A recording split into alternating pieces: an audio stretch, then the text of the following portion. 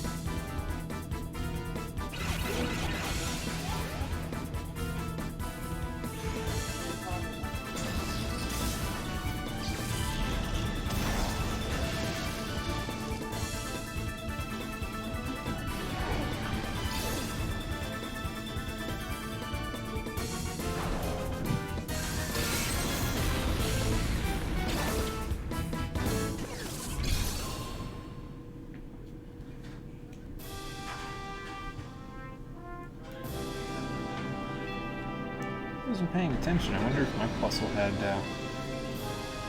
more than 78 HP at level 30 or if it was right around there. I don't know if the ones that they use in those little sections there are perfectly IV'd or what. I guess it doesn't matter too much.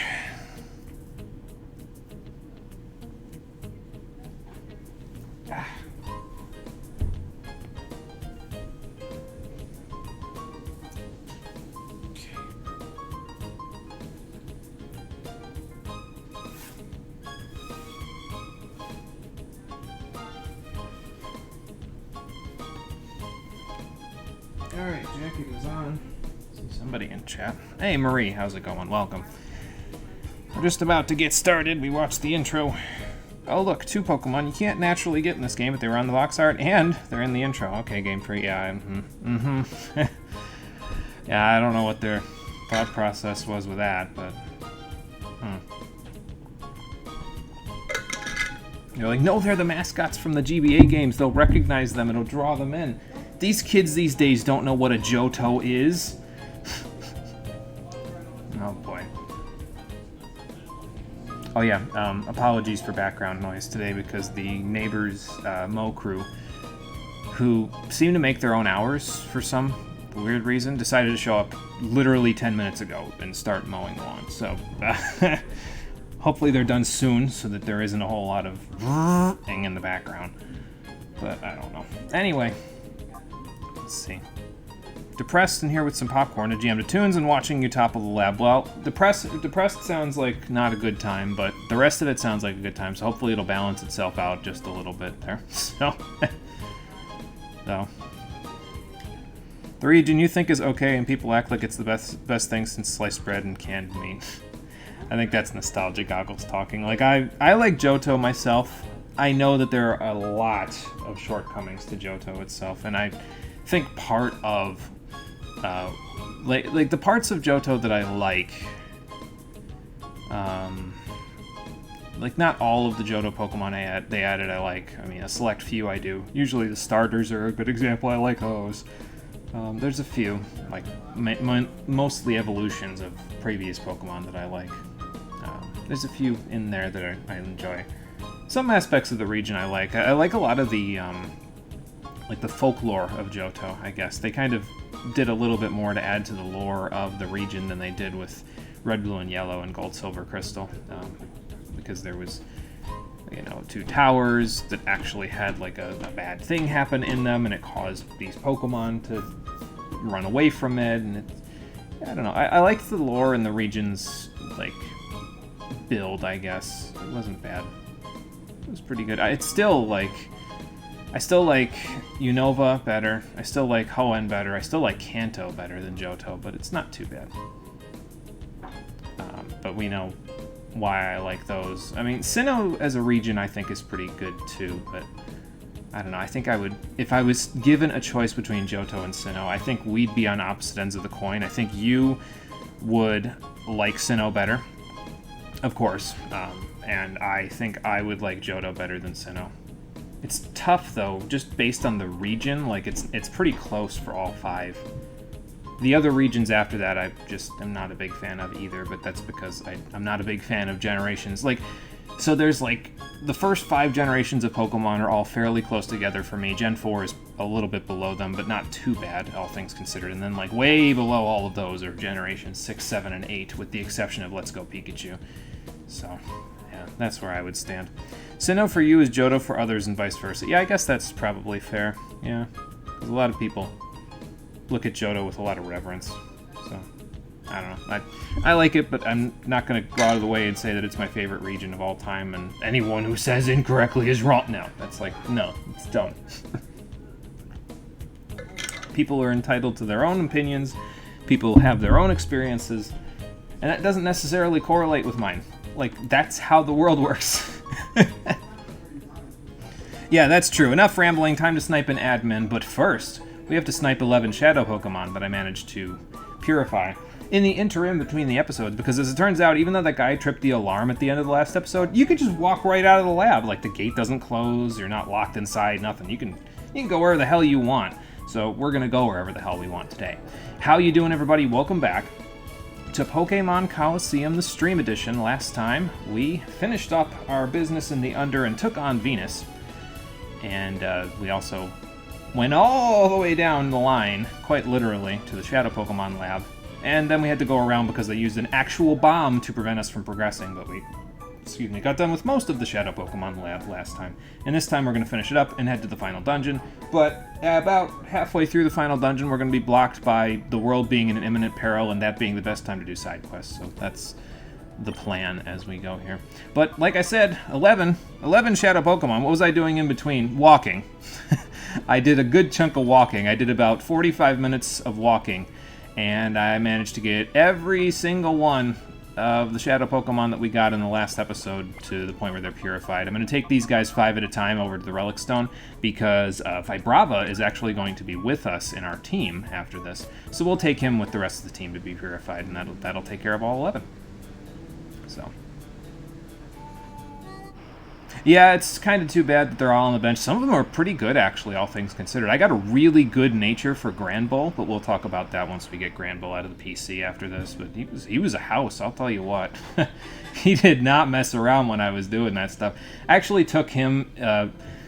part of getting Vibrava all the way purified, I actually took Vibrava into a few battles. I battled against the people in Dueling Square like a couple of times each, and it got a significant amount of experience for him. So we'll see a few of these Pokemon actually gain some experience when they get purified this time, unlike how it usually is. So, but let's purify Suicune first, because I got a good nature for it. Lax nature actually helps quite a bit with that, because, well, it responds positively to just walking around, which is very nice because the shadow bar is incredibly long. But we took care of it. That's 2 out of 3, and he gets Rain Dance back. I think he learns like Aurora Beam or something at level 41, or some pretty decent move, but yeah, well, we aren't going to be getting him there, unfortunately.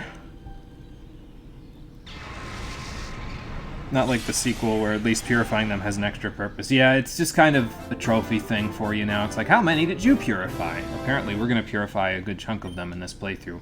More than I thought I was going to when I first started playing it, I'll tell you what. So, hopefully Brava evolves. It's right there. I mean, isn't it already 44 or 45? 43 is a Shadow Pokemon, but I think we should have gotten enough experience for it to evolve. I think. We're going to find out. I think it's got a bit of a weird experience bar, but I think we should have gotten enough, so.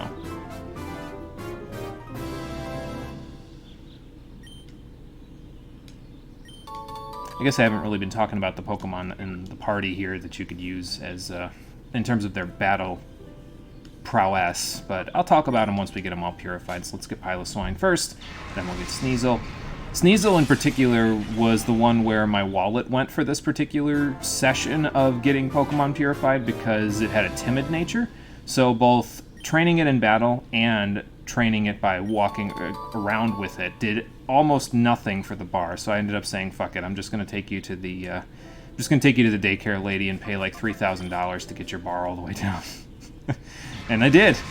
So that ribbon is the rarest ribbon ever. The ribbon for being purified or overcoming a great obstacle after you get it or something like that. Not a ton of Pokemon are even eligible for it.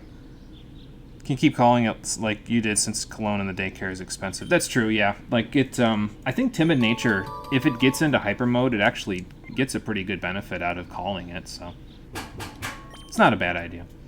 But we got all 5 of these purified, so let's take a look at them, and then we'll go back and we'll get 5 more, and then we'll go get our team, and we'll get ready to go back to the lab. So Suicune is probably the best Surfer in the entire game, out of all of them. Surf is obviously really strong. You've seen how Quillfish has done it so far, and Suicune will have the highest special attack out of pretty much any water type you can get in the game. So, is it pretty much any water type? I think that's basically true. I think it's has the highest special attack out of any water type available in the game without trading. So, I can take a look real quick. I'd like to correct on something I said that was false information previously, though. I mentioned before that when you use Surf in battle and it hits 2 opponents, it cuts its power by 25%. That's actually not true in Gen 3. In Gen 3, it cuts the power of Surf by 50%, which I suppose makes sense. You'd get 50% on one foe and 50% on the other. It's only in Gen 4 and later where it only cuts the power by 25%, so you get a net benefit out of actually using it in a double battle. So, but it's still the best Surfer in the game. It has great defenses. I think it gets Calm Mind by level up too, which is not it's not available in the game. So I guess you could Rain Dance and Calm Mind and do all that stuff if you really wanted to. But usually Rain Dance, Helping Hand, Mystic Water is enough, and it'll have pretty solid special attack to take advantage of it. So yeah, it was lax actually. Yeah, my guess was bold, but it was lax, so it has minus special defense actually. But I mean, still good defense, I guess, and it doesn't affect the special attack, which is nice. Gligar is, I think I actually mentioned this one when we did it when we caught it. It's not bad. It's got decent typing. It's only weak to a couple of things. Hypercutter's okay for anything that uses Intimidate on you. Can't get Poison Heal this gen, unfortunately, but you know how that goes. It has a naughty nature, so that actually increases its attack, if I remember correctly. The unfortunate part about Gligar is that it doesn't get a whole lot of good moves by level up, so you end up having to teach it a whole bunch of TMs, and yeah, I don't know, you don't get Aerial Ace in this game, so you can't give it anything to stab except for Earthquake, and, well, we don't even have Earthquake yet, so, yeah, a little bit. I wouldn't recommend it in this one. If you want to use a Gligar, I'd wait till Gen 4 where you can evolve it and get it Poison Heal and make it better than it already is. Stantler is probably a halfway decent upgrade to the Furret you've been using, if you've been using it for a little while. It has Hypnosis, naturally, so that helps out with putting Pokemon to sleep so you can catch them a little bit better. It doesn't learn Strength, unfortunately, by purifying it, so you'll have to find something better for it, like Facade or Return or something like that.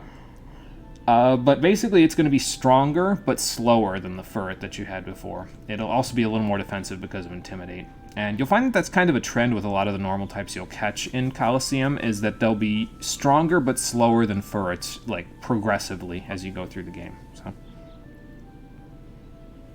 Piloswine, I don't know. I'm not a big fan of its typing, to be honest. It's nice that it gets Dig back by purifying it, but I mean, it has Blizzard. You can get Ice Beam for it, but it's just, I don't know. It just doesn't really have the stats for where I really like it. Like, it's one of those things where it really benefited from Gen 4, kind of like Gligar, where it got an evolution, and Mamoswine just made it so much better than it is. It's not bad, it's just not good.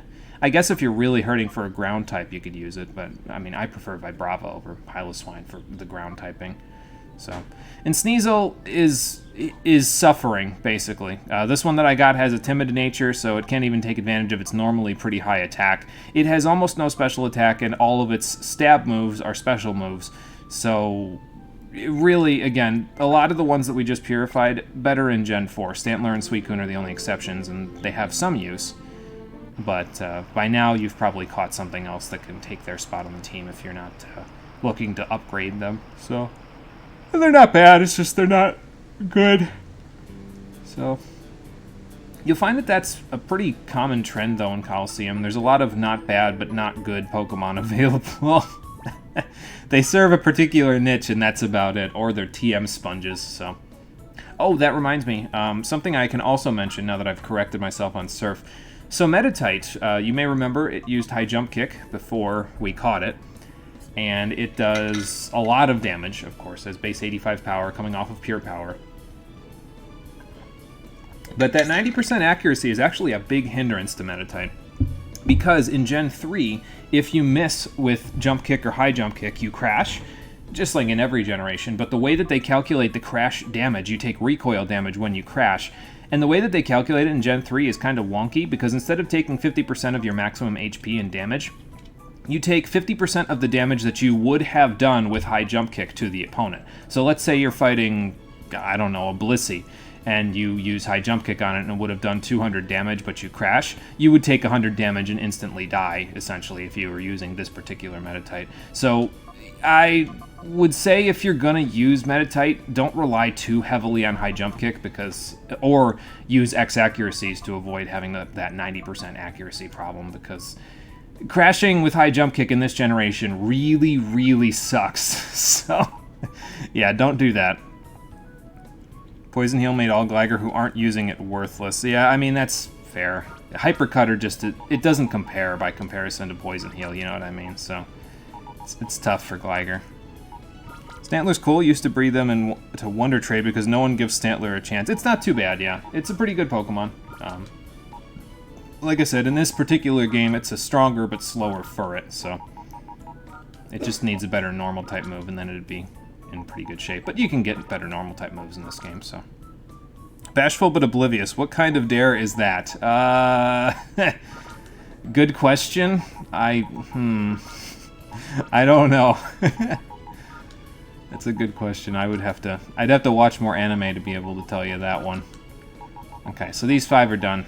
The team, by the way, is over here, so we'll grab them out of the box in just a little bit once we get these other 5 purified. So, hope you don't mind. We're just fiddling around for the first 20 minutes here. Excuse me, Nora. But that's okay. And I probably should go back to Outskirts Stand while I'm thinking about it, because I probably need to buy more Ultra Balls. So, your Stantler had 1 or 2 egg moves and were all in Moon Balls, so you hope someone... I'm sure. I mean, that sounds like you put in a decent chunk of effort to make it so that people had a decent Stantler if you Wonder Traded them, you know? I'm sure a few people gave it a chance, considering... I mean, I got something like that in Wonder Trade, I'd be like, oh, what the hell, you know? I'll use it. That's cool. I'd think people would be more open to using the stuff they get in Wonder Trade because they're bothering to actually Wonder Trade at all, so, you know. It's pretty good. It's more like, wow, something I've never seen before, yeah. Yeah, some people probably would say something like that about Stantler, yeah. Depends on if they've, you know, played Johto or not. So Murkrow will probably get a little bit of experience here. It had a quiet nature, which is the most neutral nature in the game when it comes to purifying. I forget what it does for stats, but for Shadow Pokemon in particular, everything is equally mediocre to purify Murkrow. So you could put it in battle, you could call it, you could take it in your team, you could put it in the daycare, you could give it Cologne. It all has relatively the same effect on it. So yeah, I put it into a couple of battles just to give it a little experience. So. There are almost 1,000 Pokemon. You think people might be more inclined to try it out if they'd never even seen or heard of it. Yeah, I would think so. I mean, some people just play and they like to use their favorites, and that's fine, but yeah, if I got something like that, I'd be like, yeah, sure, why not? I'll use that. That's cool. Fortress got a little as well because I put it into battle and then forgot that it doesn't have a good nature for fighting, like, and getting its shadow bar down. So, like, oh, that's exactly the opposite of what I thought was going to happen. So then I pulled it out of battle immediately. So, hey, Lifeblood, how's it going? Welcome. It's me, the best talker in the chat. How you doing? We're purifying some Pokemon before we go back and finish up the Shadow Pokemon Lab. Ariados got a little bit of experience as well because it had a good nature for... I think it had lonely nature, so it got a decent chunk out of battling. And then Granbull will probably get a lot of experience because it was the one that I used the most out of any of them when it battled alongside Vibrava. So they're best pals at this point. The first Wonder Trade Christmas that the community did, you did tons of Pokemon with Present as an egg move because Delibird can pass that on. Oh, I didn't know that. I've never really bothered raising a Delibird, so I didn't know that. Yeah, that's a bit of experience. Might even get 2 levels out of that. But yeah, so these are Granbull's stats. Like I said, it had a brave nature. That's a lot of attack. That's getting pretty close to rivaling Espeon's special attack there. And it has the same type of attack bonus move that it just gets from purifying it down a little bit, so it's pretty good. I would say Granbull's probably one of the best normal types in the game. By comparison to this, it's much better. Apom is basically useless in this game. Don't use it. It's it's so bad. Runaway is a terrible ability because you never get into any battles that you can actually run from. It gets like no good up skills at all. I guess it gets agility, so you could use agility baton pass if you really want to. But there are so many better normal types in this game. Just don't use Apom. It's so bad. Murkrow has unique typing. It has a dark flying typing, which is not too bad. It's got decent attack and special attack. Take advantage of it. It's pretty frail, but not too bad. Gets feint attack and fly by purifying. Gets Nightshade to help with catching stuff. So it's pretty good. I would use it. It's got Insomnia. That's not a bad ability either. So I'd use it. I just didn't have room for it in my team this time. Fortress is pretty good as well. The only problem I think that Fortress has in this one is that it doesn't get spikes by purifying it, and it is on the exact level where it would learn spikes by level up, if I remember right.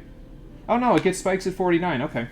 So it has a pretty good niche in this game because you can get spikes for it, and spikes are a really solid entry hazard that you can use to your advantage when trying to capture Shadow Pokemon. So yeah, I'd use it for spikes, and that's about it because it doesn't really get much else in this game, unfortunately. And Sturdy does not work like it does in Gen 5, so unfortunately it can't take advantage of that either. So, when was Apom ever good? When it evolved into Ambipom, that's when it was good. It was better than it was.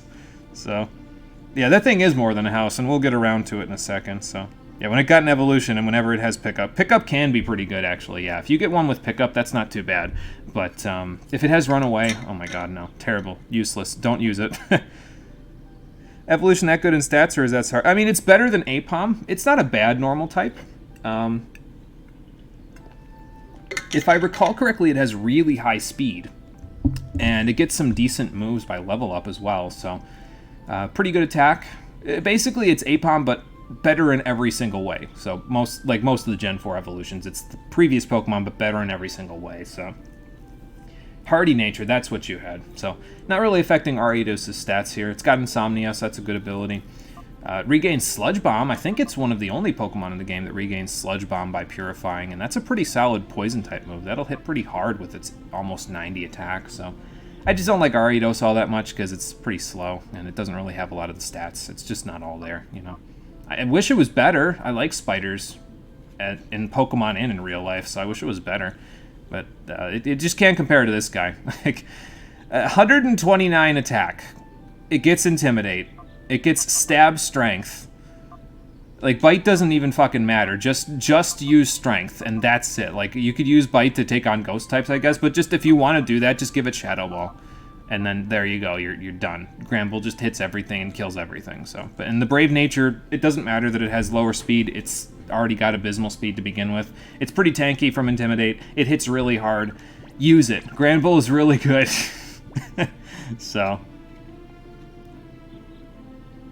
It has its use. It's going to be good for Diamond and Pearl Fantina, the 5th gym leader instead of the 3rd. Yeah, it has its uses there.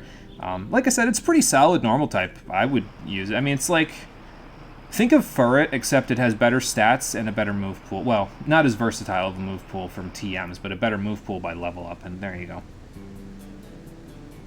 It's a giant spider. Why does it suck? It does stick around anyway, so do not worry. That's true. Yeah. Even has control and scary face for speed and roar for phasing. Yes, yeah. So it's got a really solid support move pool as well. Just teach it Shadow Ball. I don't remember where you get Shadow Ball in this game. I can look right now. Actually, I think it's from the Under Colosseum. Yeah, it's from the Under Colosseum, which we'll go do in a little while. You get through 3 rounds in the Under, and there you go. But you get Shadow Ball, and Granbull just kills everything. So use it if you want a normal type. I know it's a long time to wait, but it's worth it. Granbull is well worth the wait. So, alright, so we're going to deposit most of these guys. We're not going to deposit Granbull. We'll let her see her old friend here, Vibrava, before we move along here, and then we'll deposit her. Sucks that I'm not using her, though, because it would bring some female energy to this team that we desperately need. Like I said, right now it's all a sausage fest, basically, but what can you do? Okay, and now we'll deposit. Say goodbye to Granbull there, Vibrava. We'll see her again someday, but that day is not today. Next game has the infamous move tutor. Who thought self-destruct was a good tutor move? I don't understand. Snorlax. Snorlax thought that was a good tutor move. That's it. Snorlax loves self-destruct in Gen 3. Oh my god. It's phenomenal on Snorlax. You give it Body Slam, Shadow Ball, Earthquake, self-destruct, and give it a Choice Band. It kills everything. It just kills everyone. So, you can pass that on via breeding in later games. The legacy lives on. I mean, that's true. Yeah, you can get it through breeding and stuff, but I don't know.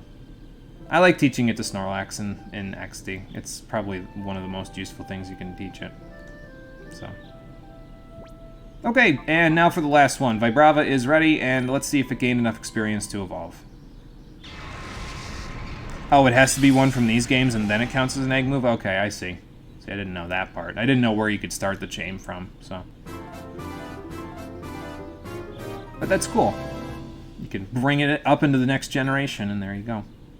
Well, you got Crunch back, and yeah, that should be enough. That's almost 15,000 experience, so.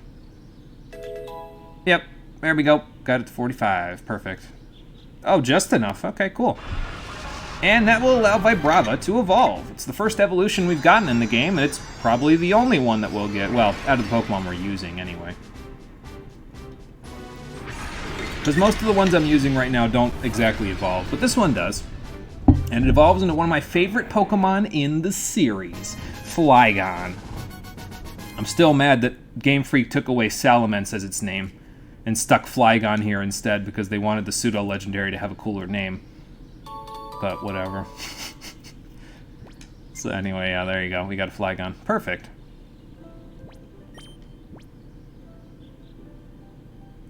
It's so dumb. It just blows things up and things just die. I know, it's great. What do I think of Galvantula since you like spiders? I like Galvantula. It's a cool little fuzzy spider. And Compound Eyes Thunder is really nice. Like, Compound Eyes helps it a lot with some of the moves that it can get.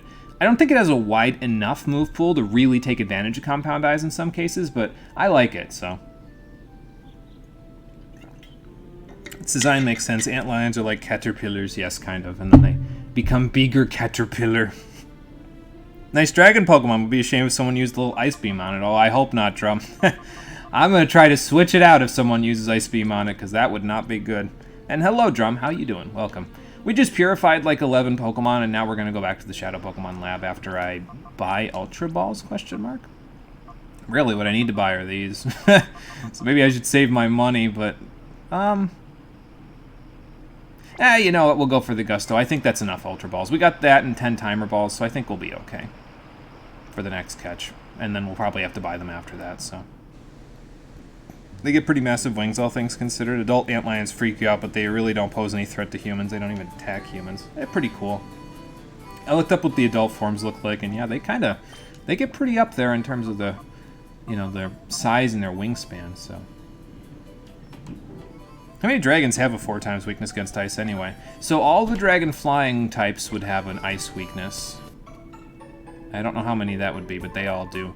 And all of the ground dragons do, and once Flygon started the trend in Gen 3, they kept going with it with Garchomp in Gen 4, so... let's see, what else? Mega Sceptile has it because it turns into a Grass Dragon. Ice is a really good offensive type, all things considered. It hits like a lot of stuff super effectively. It's just not very good defensively, but you know, that's the price you pay for being able to hit like 5 things super effectively. So, JRPGs misconstrue ant lions. They wouldn't even mistake humans for their actual prey. Ants. Yeah, that would make a little more sense, I think. Let's see. So we're not going to go to Outskirts Stand. We're just going to go straight to the Shadow Pokemon Lab, and we'll finish up. We got one trainer to fight. We got to get this DNA analyzed, and then once we get that analyzed, we'll go from there. I'm going to save first before we go do that, though. Just because we just did 11 purifications. I don't feel like doing all that again, you know.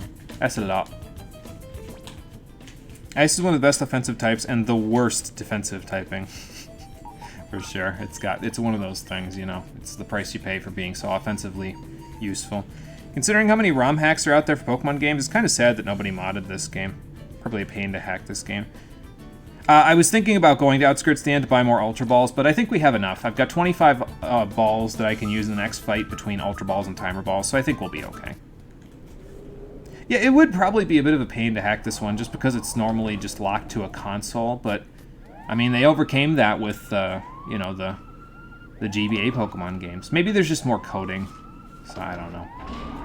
I feel like it'd be kind of cool to have like a hard-type version of this, or XD, kind of like what they did with Nocturne, where they had that hard-type mod for it. I think that'd be pretty cool, but, well, I don't know.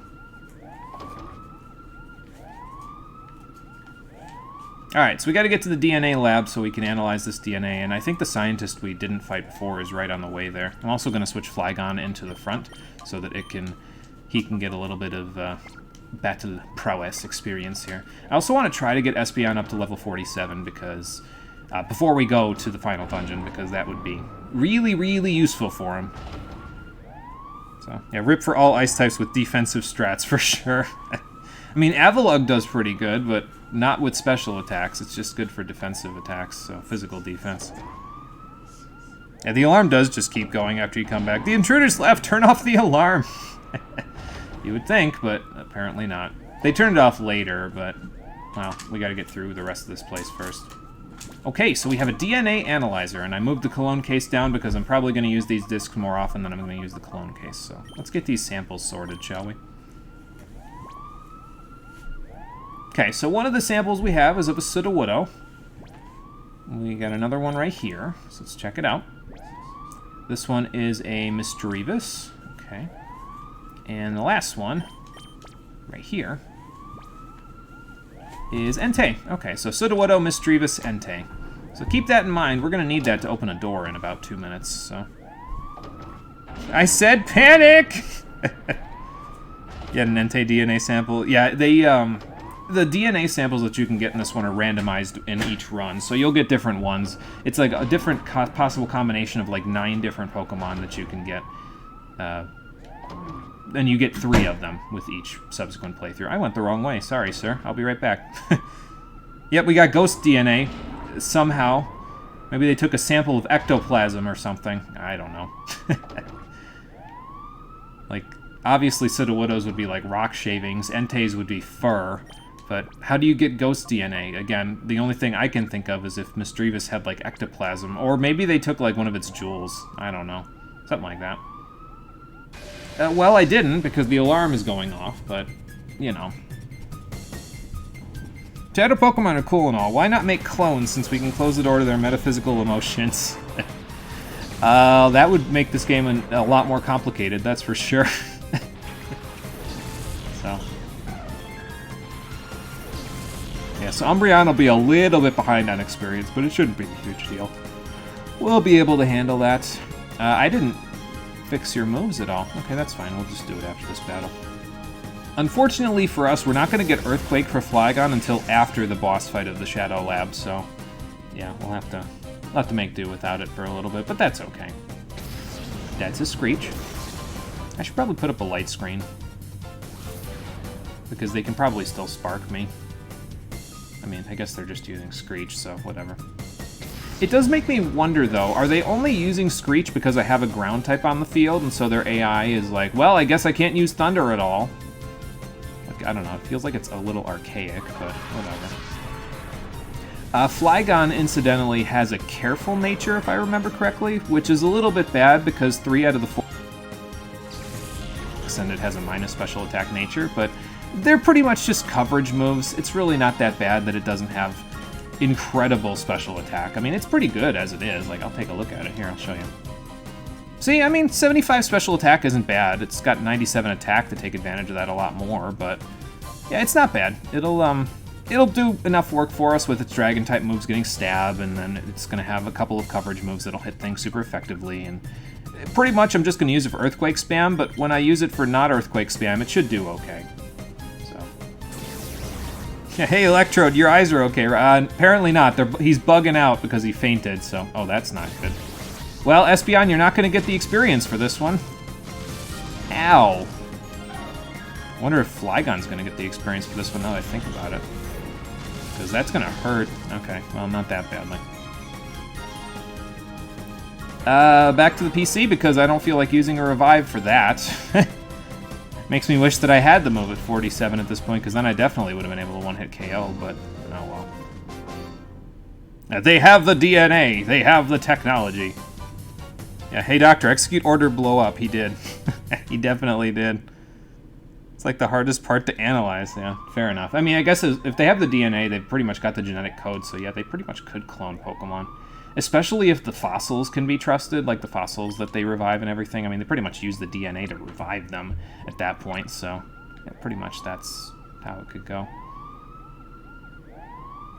Let's see, let's do this real quick. We'll just go back to the PC and we'll save. Probably for the best anyway, because I'm going to need to catch a Shadow Pokemon in a minute, and I'd rather save and be fully healed before I do that. And I think there's another trainer, actually, before the next Shadow Pokemon, but we shouldn't be too troubled by that, so we should be able to take care of it without too much trouble. You're going to steal the YouTube comment. The animations in this game are top-notch. You feel every point of that 100 base power. Pretty much, yeah. Yeah, the particle effects in this game on the attacks and everything are pretty fantastic. And even saying that, though, in XD, they even upgrade a good chunk of them again. Like, if you think they're good in this game, they're pretty good in the next game, too. I especially like Psychic's animation, the upgrade that they did to it in Pokemon XD. It's just so cool to watch. We'll see Psychic in this game and Psychic in that one, so we'll be able to get a good comparison point. So, and I guess we'll deposit you too, buddy, so you can get your HP back. There we go. And take Flygon back out. There we go. So now we're good. Let's save. I'll reformat my team, and then we'll go from there. What if the DNA was just the physical, so they could not clone yet since it was not analyzed yet? So, like, you mean they didn't get, like, into the genetic code and stuff like that? Yeah, I mean, that's a possibility. So, you love the PC heal cheat from the older games? It's so great. It's so much better, especially in this dungeon where they don't offer you a way to heal otherwise. Like, other than that, you could just use items, or you could just leave the area, I guess. But that's a lot of back and forth for me, so... Instead of that, let's just toss them in the PC and then take them back out while we can take advantage of that. Yeah, you might as well. Mm-hmm. Other games can't do that. Yep. Yep, some of the later games we won't get a chance to do that, so might as well take advantage of it now while we have the chance. You missed the older design of the games. Yeah, especially if they, like, made something like Colosseum or XD in a later generation, if they had made it so there weren't as many heal points. Now, they corrected on that in XD because they gave you a heal point in most of the places where they put a PC instead of just leaving a PC there and basically saying fuck off, but they, yeah, if you had gotten into another game and they didn't have the ability to use the PC to heal, and it was similar to this game, I think I'd be running out of the place and back in. I'd be making multiple trips through the place, so... Sir, you need to turn that alarm off. I am sure it has been blaring for days now. But, yeah, there's the other trainer that we gotta fight up there. But first, we have to release this lock, so let's see what we can do. So, we had Sudowoodo, Misdreavus, and Entei. There we go. Nice and easy, just the top row.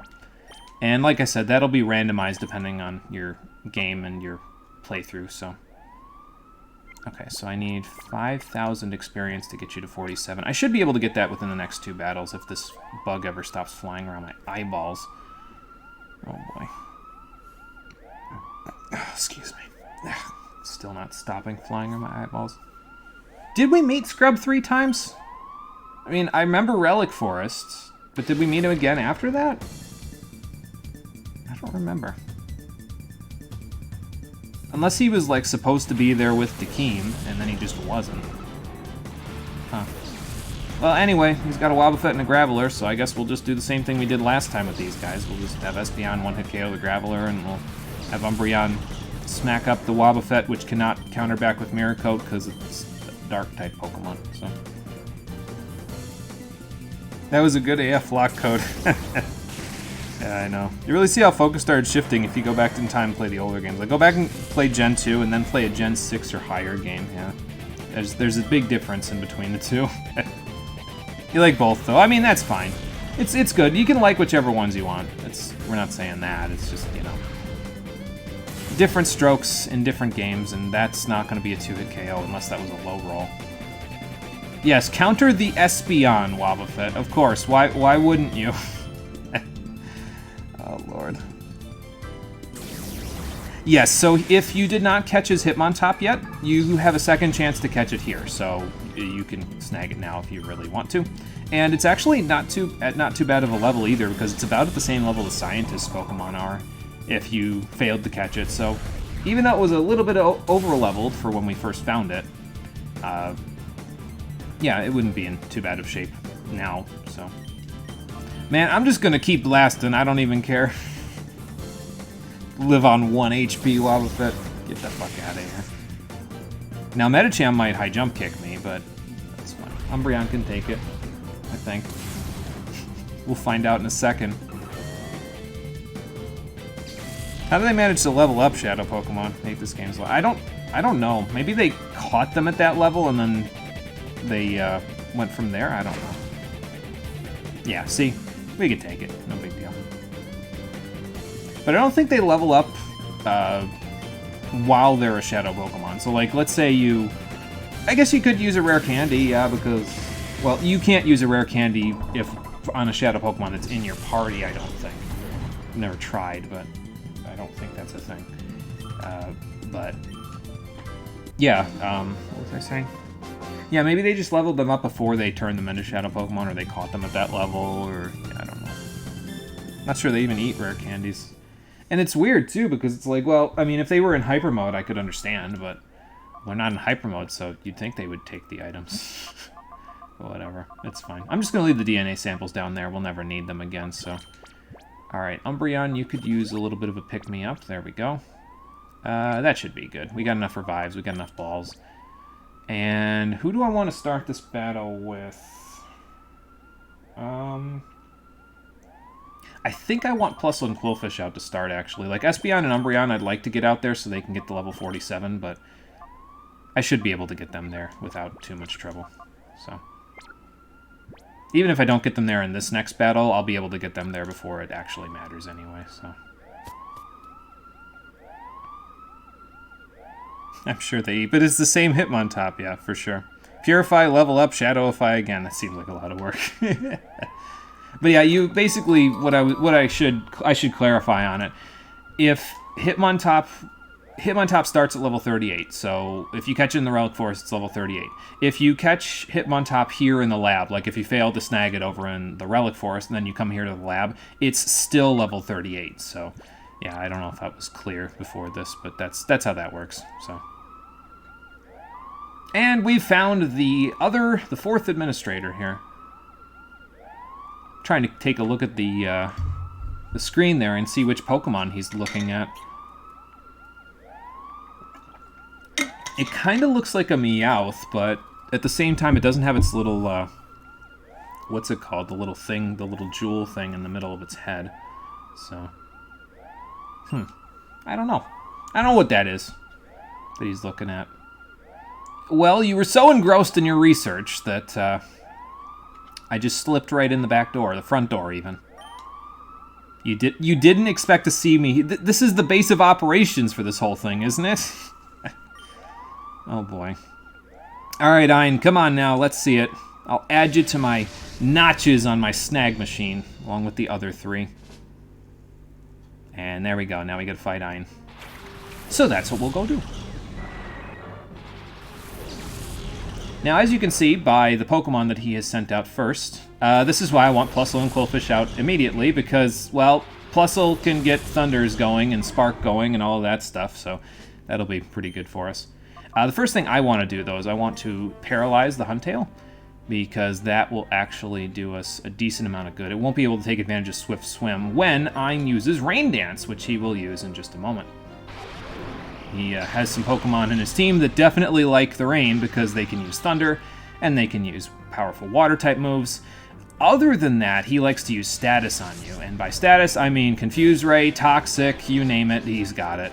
Well, maybe not Paralysis, other than Thunder, but yeah, he's pretty big on the whole confusing your Pokemon, using Toxic, and then flying around or protecting or doing something like that, so... Alright, well anyway, the main thing now is just keeping his Pokemon in check before they start Confuse-Raying us too much, but Thunder bypasses accuracy checks in the rain, so that's why we're going to go ahead and use it. And I think I'm just going to Surf, because what do I care? Whatever else he sends in, it doesn't matter. Plusle's just going to blast everything with Thunder now until the cows come home. So... yeah, Ein's pretty cool. He's got a cool design. Apparently him and the main dude of this whole thing, Nascour, go to the same hairstylist. I think I mentioned that before. That sounds familiar. I probably said it before. Okay, so Lantern has Volt Absorb, so it will not be able to take... You can't use Thunder on it, basically. Otherwise it'll just eat it. It eats it for breakfast, essentially. It's a Water Electric type. So if you have Grass moves, that works pretty good on it. If you don't, just use whatever you've got. Your strongest moves will work pretty good on it, so... Alright, now this is going to be on Plusle, unfortunately. I had to pick between Golbat and Huntail, and I decided Huntail was the one I actually wanted to knock out, so... And now, what I'm going to do is I'm going to keep spamming Thunder. We're going to get Huntail the hell out of here, and I'm going to full heal Plusle to get that confusion out of the way, so that I don't have to worry about it. Golbat is not okay anymore, and neither is Huntail. So, he's watching a cute cat video, probably. Yeah, it's just a little underleveled from what the peons have if it's just 38, yeah. So, that discussion goes down the drain. I don't know, it was a good discussion, I think. Okay, so probably what'll happen now is Lantern will use Confuse Ray. Okay, it did not. That's fine. Goodbye, Qwilfish. I got you to 45, so that's the important part here. And now that that's done with, we're going to want to send in probably just Espeon. Get a whole bunch of, like, get the screens up and start going from there. Probably just need Light Screen. Probably don't even need, like, Reflect until a little later. I was thinking about bringing Entei for this particular fight, by the way, because there's a specific point later where having Entei and using Sunny Day would probably help out a little bit, but, well, I didn't. I decided it was probably fine. We'd be okay as we are, so... The effing Huntail and those Confuse Ray, really? A Golbat needs a hug, so it gives itself one. I don't know. Ein likes his statuses. A lot of the admins in this game like their statuses pretty good, so... I don't know. It's fine. And then, of course, he uses Pursuit to prevent you with its jank-ass animation to prevent you from just switching out the whole time. Thanks for that crit. That's fantastic. This is probably on Espeon. Oh, okay. Well, that's fine. I'll probably just swap Plusle out. It's done its work for this battle, so... And I'm fairly confident in Psybeam KOing the Altaria at this point, so... I guess I could switch Flygon in, but... I don't know, I think a Hydro Pump would still hurt pretty good, and Sand Tomb doesn't exactly do a whole lot of damage to Lantern. It would be super effective, but it wouldn't do a whole lot, so... I think we'll just do this. And we'll knock the Lantern down little by little. It's got a lot of HP, so... yeah. Oh, you know what I forgot to do? I was gonna do a thing that I forgot to do, to make it so that I... Wow, really, Espeon? Come on now. I was going to do a thing to make... And I'm glad I didn't switch Flygon in, because that would have hurt. Oh, not Espeon. That's fine. I was going to do a thing for the thumbnails, for making the thumbnails for these for these streams a little bit easier, where I got Ein's image there on the screen without the chat on the screen by just turning the chat off temporarily on the screen for a second, but it didn't happen, but that's okay. I can go back and grab that without too much trouble, so I will do it manually. You can't kill the fluffy burb! Apparently not. It's okay, we'll handle it now. Oh, we won't handle it now because goodbye. Alright, fine. But yeah, this is the crux of Ein's strategy, is he'll use Confuse Ray or Toxic on you, and then he'll use 2 turn moves, or Protect, to try to prevent you from KOing things, so. But now, let's see. I'm gonna double team the Lantern, actually, this turn. Because, I mean, I'll get hit with Fly, but whatever, it's probably fine. And then, once we get hit with Fly, we can KO Altaria next turn before it flies up in the air again. So, this is going to be on Espeon, so it might hurt a little, yeah. Well, as long as Lantern uses Rain Dance instead of Hydro Pump, or if it misses its Hydro Pump, or I could just KO it, that works too. So, but we'll be able to get rid of Altaria next turn before it gets knocked out, so. And yeah, now it's just a matter of getting these guys to 47, but won't be getting too much more experience because here's Raikou. Raikou? I think I'm going to say Raikou because we already have the ooh sound effect taken care of by the legendary beasts with Suicune. So, yeah, I think I'm just going to say Raikou. I don't think that's how you actually pronounce it, but that's how I'm going to say it, so apologies if you're not a fan. Let's see. I probably should put up a Reflect now, though, because that would help out a little bit, I think. I'll do it after I get rid of Altaria. Shadow Rush will hurt a little bit, but it won't hurt that much. And moreover, I'm going to have to put a light screen back up pretty soon, too, because this Raikou really likes Thunder, so. When the AI goes competitive, yeah. Pretty much. If you don't need at least the whole package of hair gel a day, you shouldn't even bother becoming a Pokemon trainer. Sometimes I wonder, Drum, sometimes I wonder. Your hair is going to be a pain to style when you get it under control, oh boy. It's a pretty good strat for this, and I mean, it's some amount of strategy, which is more than I can say about some Pokemon games, so. Yeah, there goes our light screen, unfortunately. And the rain is still going, which means that you will still have the, basically you'll have to deal with the rain bypassing any accuracy or evasion checks. So if you've been using Double Team, like Justy, no you aren't. So, yeah, they did. They thought up good bosses for this duology. I think they took it a little easier in terms of boss strats in XD than they did in Colosseum. In Colosseum, they're pretty brutal no matter what, but yeah, we'll make it work. Your hair is going to be a massive pain to style whenever it's under control. It's already a little past shoulder length. Yeah, I can see that, because see, when my hair gets down to about my shoulders, it just starts getting really wiry and like wavy. It just starts going all over the place, and I ain't even going all that far down with my hair, so I can imagine it would be a little bit difficult to style. It does make me wonder if he's even going to use Shadow Rush, though. Like, I mean, I have the Reflect up, so I would think, or not the Reflect, the Light Screen up, so I would think that they might, but Thunder might still be his most powerful move. Which works for me, because, well, that means that, okay, well, I'm paralyzed now, so that doesn't work for me, but that's okay. Because now you're paralyzed, haha! Now I don't have to switch Plusle in to get the T-Wave off, and I think we're at about the point now where I need to start thinking about what I do from here, so. Now you don't have to worry about Raikou putting the rain back up, because it doesn't get Rain Dance back until it's purified, if I remember correctly. I can look. Yeah, it gets Rain Dance back when it's purified, so don't gotta worry about putting that up. Yours is curly, imagine dealing with that. Yeah, that would be a pain in the nutsack, that's for sure. Trying to figure out hair, it's as bad as writing code. Never style your hair because you could not care about that stuff. You kind of have to. Okay, we'll throw the Pokeball, Lifeblood. We'll throw the Pokeball, and then we'll go from there. We'll do Pokeball, and then we'll go from there. I do have 11 of these, so to be fair, it'll probably waste a turn to make it a little easier to go from there. Do I want to use my full restore? No, because probably what'll happen if I use the full restore is I'll just get paralyzed again, so I don't think I'm going to bother. I'm just going to eliminate up. So. Professionalism is a lifestyle, not a choice. That's why I hate corporate. Yeah, I can see that. If it's important for your job to have your hair and, you know, not in a mess, then yeah, it's definitely...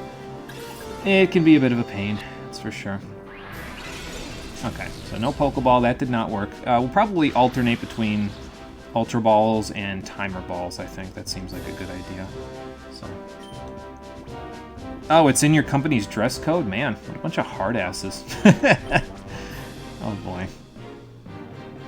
Okay, and then I think we'll full heal Espeon on this turn, just to get the paralysis off for exactly 10 seconds until Raikou paralyzes me with Thunder again. But hair can't be unkempt. Oh lord. You would think that it... Because, like, my understanding is that you guys mostly do your stuff by,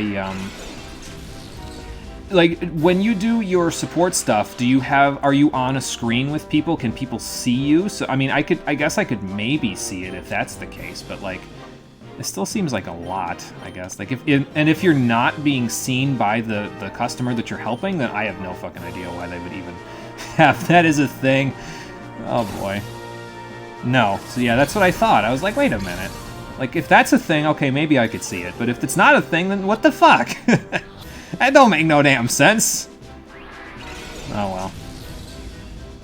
I think Timer Balls only work efficiently on the 30th turn. So they work better than Ultra Balls starting from the 15th turn of battle, actually, because Ultra Balls have a catch multiplier of 2, whereas a Timer Ball from the 15th turn has a multiplier of, I think, 2.5, if I remember correctly. So it gets better about every 5 turns or so. It gets better, starting from like turn 10 when it gets to 1 point. Or no, it's turn 5 when it gets to 1.5. So it's as good as a Pokeball to start, then it's as good as a Great Ball, then it's as good as an Ultra Ball, and then it's better than almost everything in the game, other than a Net Ball, which is better than a Timer Ball until, yeah, about the 30th turn, actually. Because after that point, then the Timer Ball gets a higher multiplier than 4, if I remember correctly. It's corporate, it sucks. Yeah, I know. I know how that goes. Parahacks 3 times in a row. Ein is fuming. Absolutely. He's not having a good day. Well, there we go. He finally broke through. And he actually hit his 70% accurate Thunder. So that means it's going to paralyze me, because of course. Yep. Yeah, it's not even like a... Like, I'm fairly certain that that's not, like... random. Like, I'm fairly certain the game just decides, okay, so if I hit Thunder, you're gonna get paralyzed. Like, it's not a choice, it's not random, it's just gonna happen. So, I'm gonna taunt. Not that it's really gonna do me much good, but I'm gonna taunt. Or maybe I should Secret Power it again? Well, Secret Power kind of did a lot of damage these last couple of times. I don't think it's worth it. So, did we throw a Timer? No, we threw an Ultra Ball last time, so we'll throw a Timer Ball this time. I think we threw an Ultra Ball last time. Yeah, because we've used 2 of them. We only used 1 Timer Ball, so okay. Gen 3 paralysis is bull. That's why you hate Static and Poison Point in older games. It will proc. And I mean, it's fine with this particular team setup because I have Synchronize, so if you paralyze me, I paralyze you, but... yeah, it sucks a little bit. But you see what I mean, though? Like, and I don't know if maybe I'm just superstitious about Colosseum and all of this stuff is random and I'm just bullshitting, but like, it happens so frequently where the AI will decide to not heal until you start attacking it, and then it will heal, or you'll just get paralyzed every single time you get hit with something that has like maybe a 10% chance to paralyze you normally. It happens so often that, yeah, it doesn't feel random. It feels like the game is saying, no, I decided that you're going to get paralyzed now. And it's like, okay. Thanks, game. Because, like, we've gotten paralyzed twice so far. If I full restore right now, it will happen again. I'm not even going to say, like, there's a chance. No, it's going to happen again. Just watch. I'll even demonstrate. Here we go. We'll full restore Espeon. Because we have one, so I might as well. Use the Great Ball. It's a Great Ball. Yeah, I'll use the Great Ball after this one, just so that way we can, you know... It might be particular, like Suicune was particular about it didn't want Net Balls or Timer Balls or Ultra Balls, it wanted a Great Ball, or a Ultra Ball, rather. So, it might be particular, you never know. Well, more Parahacks, so that at least is good. I guess I didn't get paralyzed. I guess I was wrong. The superstition is false. So, okay, let's toss a Great Ball. Because why not? Why would you demonstrate Gen 3's Horde status conditions? In this particular case, the only reason why I would want to demonstrate is because they actually give me 2 Pokemon that I can take advantage of status conditions with. Because, like I said, Espeon and Umbreon have synchronized, so that really helps with that. Because you can use statuses against them, but yeah. I needed to heal Espeon in that particular case anyway, so I said, okay, I'll just heal, and then if it hits its Thunder, well, we're gonna get paralyzed again, so. Yep, see? There you go, right there. It's not random. I swear to God, I am not crazy. You're crazy, Pokemon Colosseum. This is your fault. Alright, let's full heal again. And then I'm gonna put up a light screen and not throw a ball this turn because I don't feel like having a problem here. It happened, party time! What do I win? You win more paralysis. Oh, great. Let's use another Ultra Ball, and then we'll use a Timer Ball. Imagine if the scientists used poison instead of electricity. Oh, we don't have to wait for that for too long. You win pain, yes. There's something on your face. Bah! It was pain. That is me right now. So.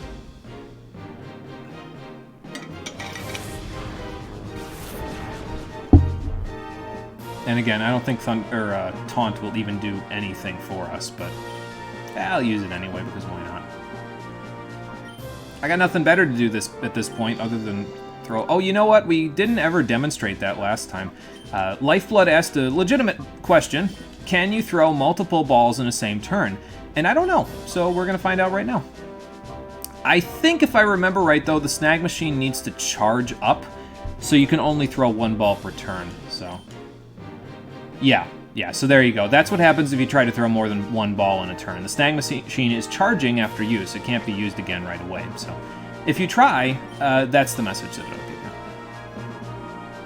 I think that's a game mechanics thing. I'm not 100% sure about that, but I think it's a game mechanics thing. But they decided to say, no, there's an actual like in-game lore reason as to why the mechanics are like this, too.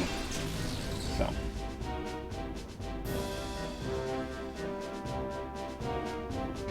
Yeah, the good old ASDF movie classic, absolutely.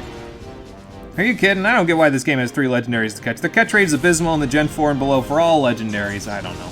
It's a good question. Actually, I think if I recall correctly, Colosseum and XD actually have adjusted catch rates, if I remember correctly. Like, depending on the Pokemon and it's the point in the game where you are able to catch it, I think the legendaries have a slightly higher catch rate than normal. Now, that isn't really doing us much good right now, but I think there's like a calculator or something on, like you can look it up. If you look up Pokemon Colosseum Shadow Pokemon catch rate calculator or something like that on Google, I think there's a calculator out there that tells you, hey, these are the percentage chances of you catching it in this ball, this ball, this ball. So. But yeah, for the legendaries, it doesn't feel like it, yeah. It definitely, they definitely resist getting captured, that's for sure. They're not very happy with the idea. So, alright, I'm gonna put up Reflect and Light Screen again. And I might switch Plusle in and try to just use Spark on it, because that'll weaken it a little bit, but not so much so that I have to worry about a crit knocking it out, you know? Because that might help. Or we could just catch it. That works too. Yeah, the game finally decided it was tired of me throwing balls at it, so it didn't paralyze me and then decided to let me capture Raikou. Apparently, something like that. I don't know. That would be my guess. Nope. Okay. I wasn't fast enough. That's okay. I was going to use that as the thumbnail, but I wasn't fast enough, so that's okay. I have an idea, though. I may be able to use it as the thumbnail later anyway, so... Well, I don't know about that. I got some pretty good levels out of all of this, so... And I caught a bunch of Shadow Pokemon from you guys. Can't wait for the final dungeon. It's gonna suck. Oh, we'll be there soon enough. Oh, so that's why it was fruitless for me to come here. Fantastic. And he runs away, of course. But he left us something right here. A data ROM. And don't forget this over here. It's kind of obscured by this computer, but definitely not something you want to forget because it's TM26 Earthquake. Would have been nice if I could have gotten that before the boss fight, but okay, fair enough. Yeah, Espeon still needs a little bit of EXP to get its next level, but that's okay. I mean, it's only 1400. We'll have it soon enough anyway, so. And I'm probably going to use Espeon and Umbreon in the next boss fight that we're coming up on, so. It's no big deal. We'll make it work. Let's take our best guess at what Raikou nature is here. I'm going to say that's minus special attack. I'm going to say adamant, because that looks like too much attack for a Raikou. The special defense I can believe. The special attack looks a little low for me. Or maybe the speed is a little low. So I'm going to say it's either adamant or brave. Because a few of its stats here don't look quite right for a legendary. I mean, it's level 40, I guess, so maybe it would be a little lower. But, I mean, it's got about as much special attack as Plusle has, so that ain't good for a legendary. I mean, look, Plusle's, I mean, it's a few levels ahead, but Plusle had about that much speed at that level, too, so maybe it is brave. I don't know. Yeah, time to steal lunch money, absolutely. That's what I'm doing. Resident Evil style game design, yeah. Would have really loved this before the boss fight. Yeah, something like that. But I do want to give Earthquake to Flygon right away because it will be really, really useful for him. So let's give that to him. And then let's get rid of Sandtomb. We won't need that. I also want to teach him something else, though. One of the other TMs that I decided to hold on to for a while. We're going to teach Flygon Solar Beam. For one boss fight and one boss fight only, and then I'm going to replace it with Giga Drain. Because I don't really use Sunny Day on this team, so I often don't get the chance to use Solar Beam at all. But, yeah, we'll replace it soon enough with Giga Drain. But for now, it'll come in handy for one boss fight. But yeah, hold on to Giga Drain. I'm probably going to teach Quillfish Protect? Maybe. In a little bit as well, because that'll come in useful for him when he's fighting alongside Flygon, so we'll see. Should check your memes channel later, because that is RE design. Okay, I'll check it out, yeah. Let's see what we've got on there. Oh, let me fix Flygon's moves before we get out of here, by the way, now I think about it. So Earthquake can go up here. Giga Drain's going to go there, so I guess Crunch can go down here. Yeah, that's fine. For now, I'll deal with it. Well, we almost got the levels that I wanted to get by the time we were out of here, so that's pretty good. We should have them before the next boss fight, though. So. And if you remember correctly, I said that there was a door up here that would be a shortcut later. Well, that's what this one is. So now we can go through here. I'm not sure if you can go back, though. I think it's, yeah, locked from the other side. It's not too bad to get back there from here, though, at this point, but I don't need to for now. Because, well, we won't need to worry about that for a little while, so. Hey, kid, would you like to have a cool weapon? Yes. After the boss fight? No, too late, kid. Too late, kid. I've already made my decision. Oh, I got an email. What'd I get? Let's go check it out. Lab data. Net from the Under. Hi, this is Net. If you find any data at the Shadow Pokemon Lab, please bring it to me in the Under. I'll be waiting. All right, cool. So let's go bring that to him. And I got a little bit of money, so we can go restock on our balls now. But let me save first before we do that, and then I'll go heal and stuff. And we got one more Shadow Pokemon that I can work on over the next couple of days from Walkin. Yeah, how plot convenient, indeed. Nope, the light on it turned from green to yellow. Oh boy. Something like that, yeah. Probably to tell me, hey, you've got an email. Maybe. What am I looking for here? I'm looking at Raikou to see if it's... Okay, it has. We haven't walked enough to see if it's of a nature that responds positively to walking. So let's walk a little more, shall we? Oh, the door. Okay. Yeah, you're right. It has a... I think I glossed over it, but I think there is a little light that pops up on it, so...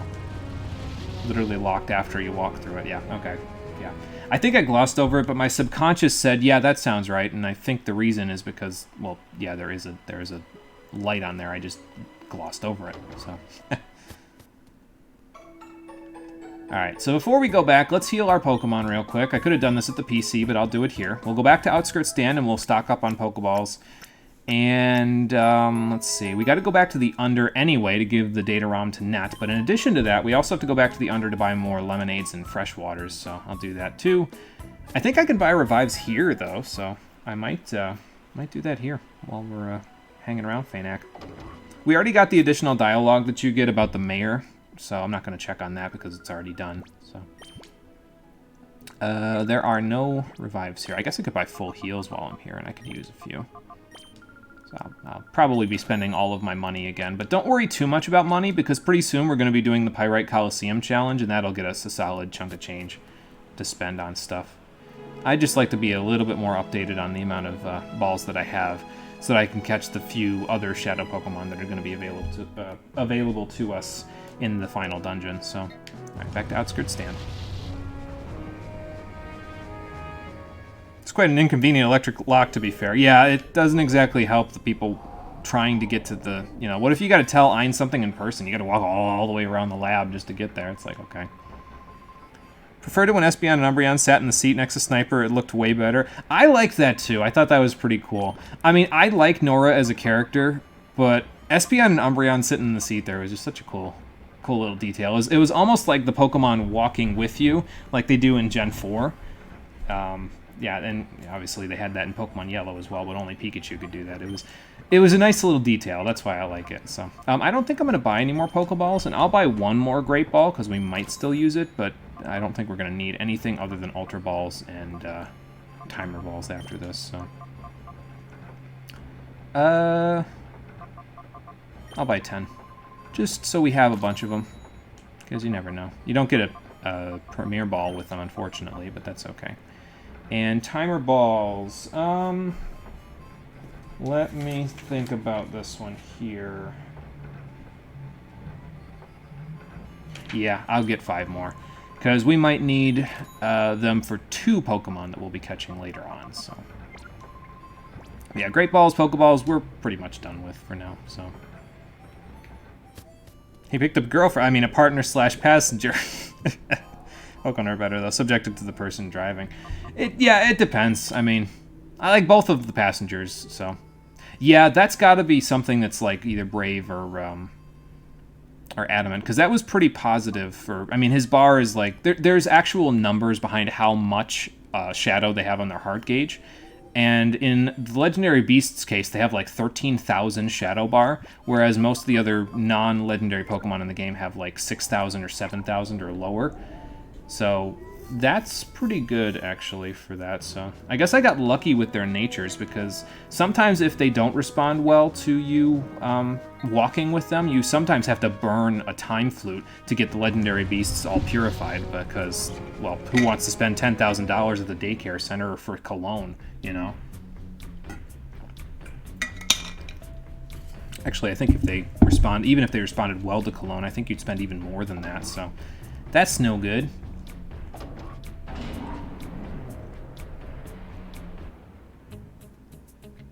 Well, anyway, we're back in the Under. Let's go give Net the data ROM. I hope the elevator's still over here by the Colosseum. I think it comes back here no matter what, even if you didn't have it here before, so.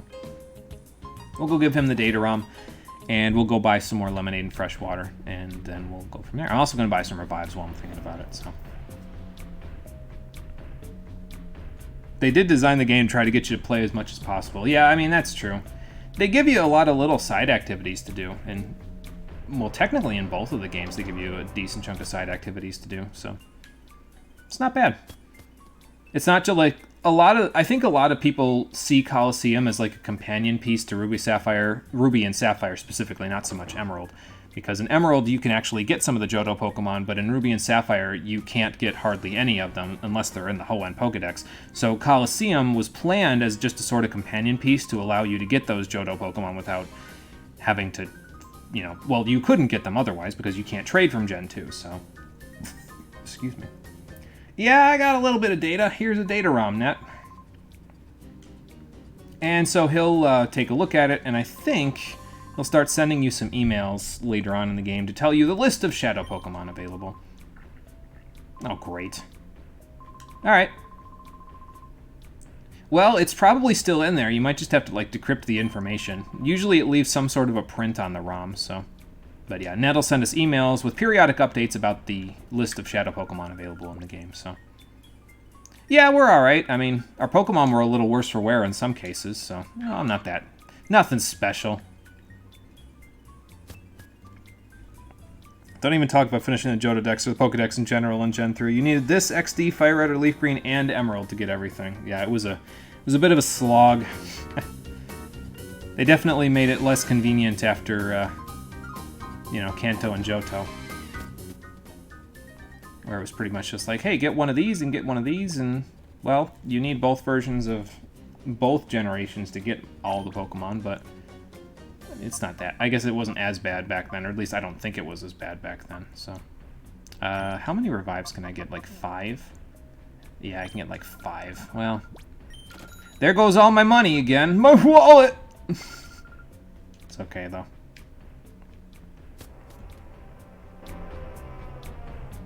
Hey, you literally need 5 games to get 386 Pokemon. As a sales tactic, it worked. We got played. We did, because we were all dumb kids. We didn't know better. How am I going to get fresh water and lemonade if I only have $500? I just thought about that. Oh, that's how, because I have an HP up. Okay, hang on. I gotta go sell that. I didn't think about that for a second. I was like, wait a minute. I don't have enough money. But no, I have enough money. It's just sitting in my inventory. There we go. Now I got it. Good. We got 5K, so now we can go buy all the fresh water and lemonade we need. Hell, I might even be able to buy a Hyper Potion while I'm here, but I think I'm good on those. Hey, Nitro, how's it going? Welcome. We're inside of the Under. We just finished the Shadow Pokemon Lab, and we'll be going to the final dungeon soon. Not that we're going to be finishing it today, but, you know, it's a process. Alright, so now let's buy some soft drinks. You were not allowed to have more? Oh boy, yeah, I know how that is, though. Parents don't let you have more. Thankfully for me, I had a little bit of... I didn't have a job, but I had a little bit of recurring income when these games came out because I was... Well, for this game, it wasn't so much because I was 13, I think, when this game came out. But by the time XD came out, I was, like, getting closer to 15, so there was... You know, I could mow people's lawns or wash people's cars or do something like that to get a little bit of... Or do chores around the house, and I could still get some recurring income until I eventually would get a job after that. But it took a little while before I got a job after that, so... Didn't get a job in high school. Probably kept me on the straight and narrow because my grades were pretty good in high school because I didn't have to focus on a job and school, so worked okay. You've been laughing your ass off lately watching Super Wog. Well, I'm glad it's bringing you that kind of entertainment. It's hard sometimes to get, you know, a whole bunch of entertainment out of something like that, but I'm glad it's bringing you some good entertainment, some good fun, some good laughs, all that, so... That's good, Nitro. And I think you told me what Super Wog is before, but I don't recall exactly what it is, so apologies for that one. Do these guys have anything new to say? I think he said this already. Yeah, I'm pretty sure we saw that before, but we still don't know where the Colosseum is just yet. So. Oh, has it? Oh, I wonder where this tower is. Wait a minute, I think I know where this tower is. Watch his supermarket video. Swear it's the funniest shit, literally the funniest shit out there. Alright, I'll take a look at it, Nitro. I'll see what I can find on it. Oh, boy. Yeah, so, I'll just say it for you now. So that construction lot that's been there for the entire game, that's where Realgam Tower is, and apparently Cypher has control of it, so that's just great.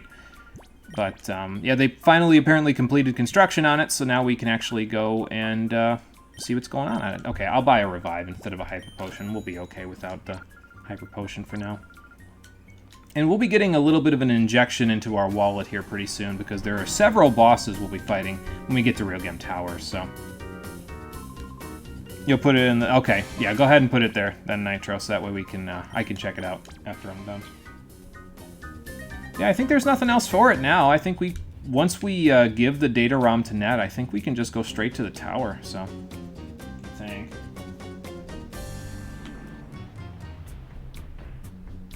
Yeah, I'm pretty sure. Well, we're going to find out when we hit the world map up again, so... I think I'm going to save first before I go there, though. I don't remember if the save point is available immediately or not. So, I think it is, though. And I have a plan if it is, but I also have a plan if it isn't, so... We'll see.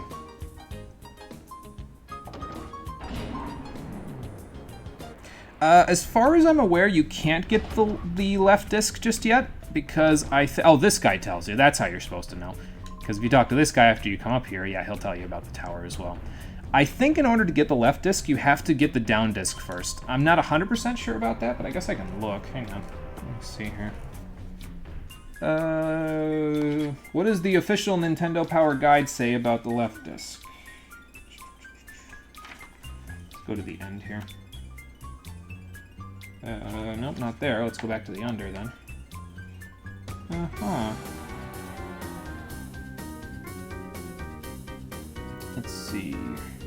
Yes, you need the down disc in order to get the left disc, unfortunately, because the,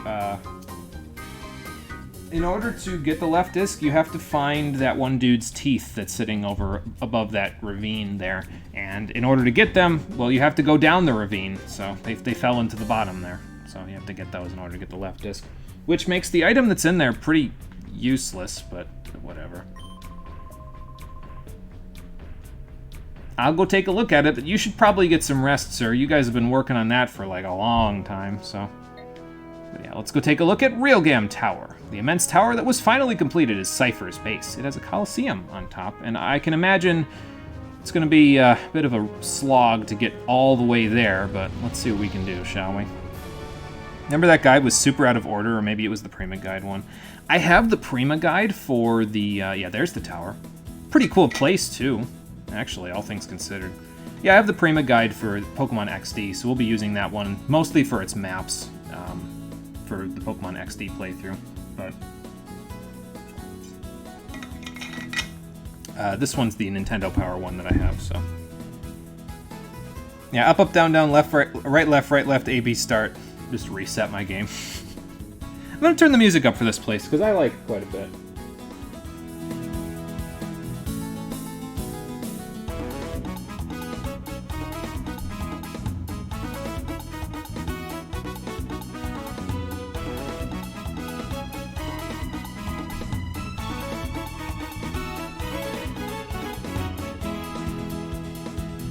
Specifically, that's the part that I like the best, so... The rest of it's good, it's just that part is always stuck in my head, you know?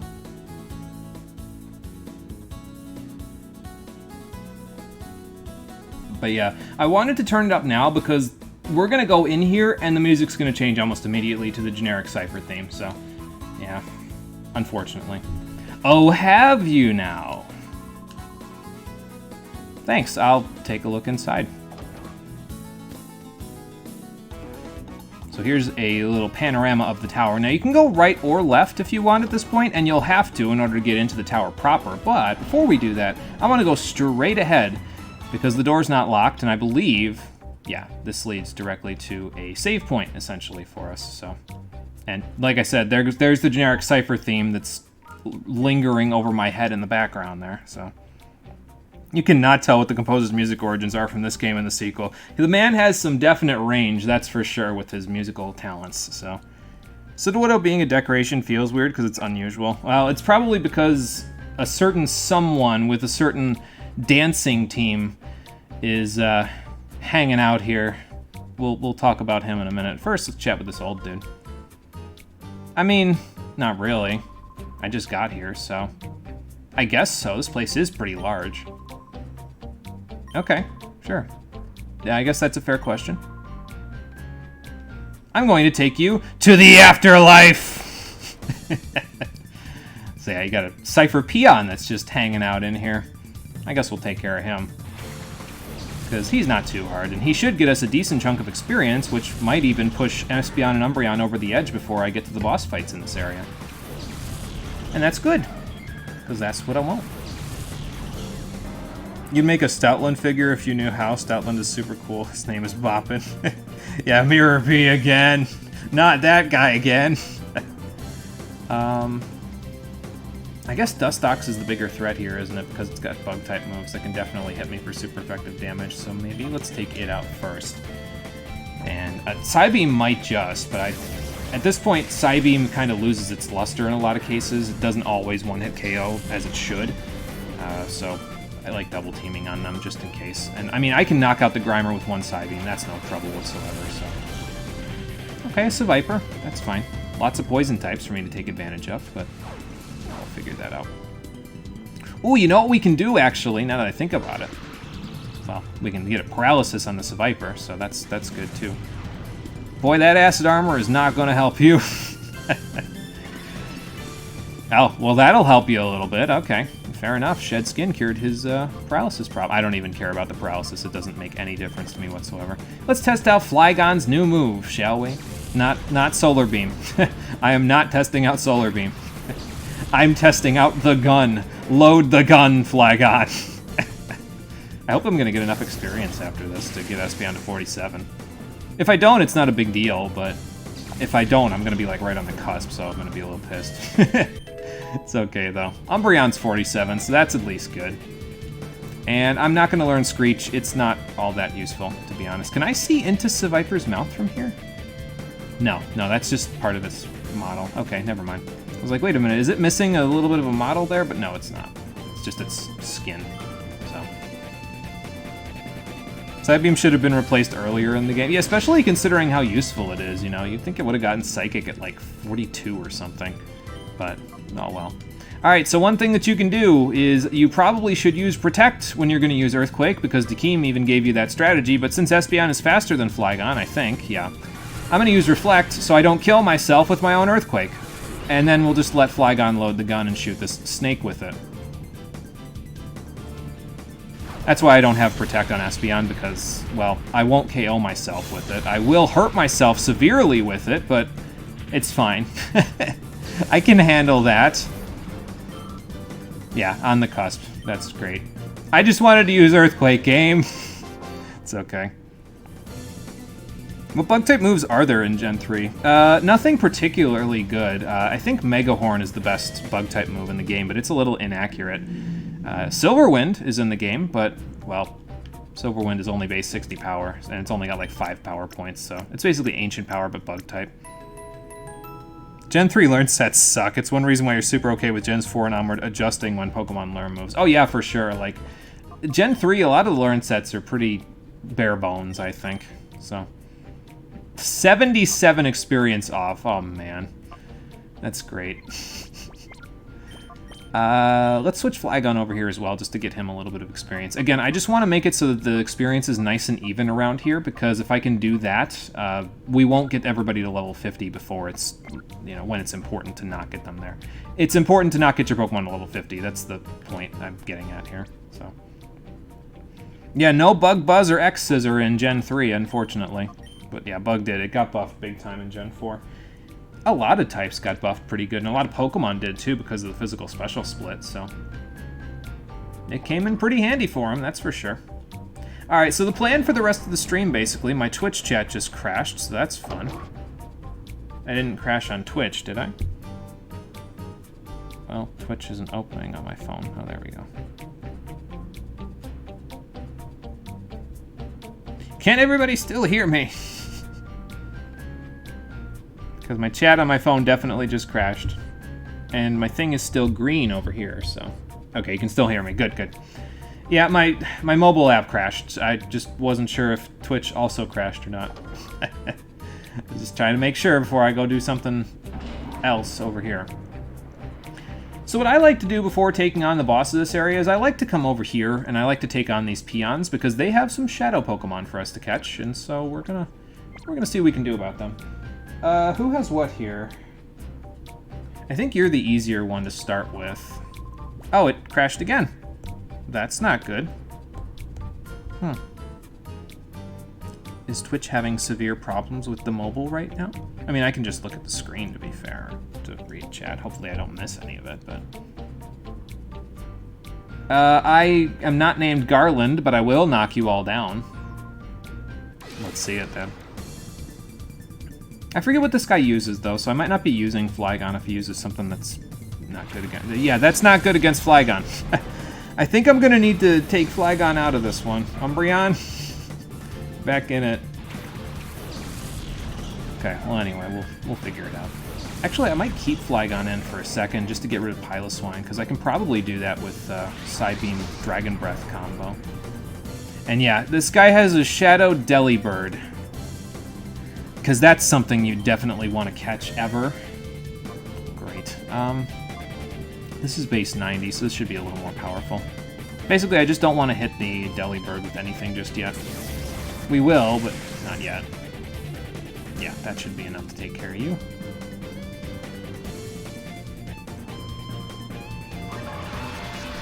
And then we can see whatever Delibird does, and we can appropriately respond from there.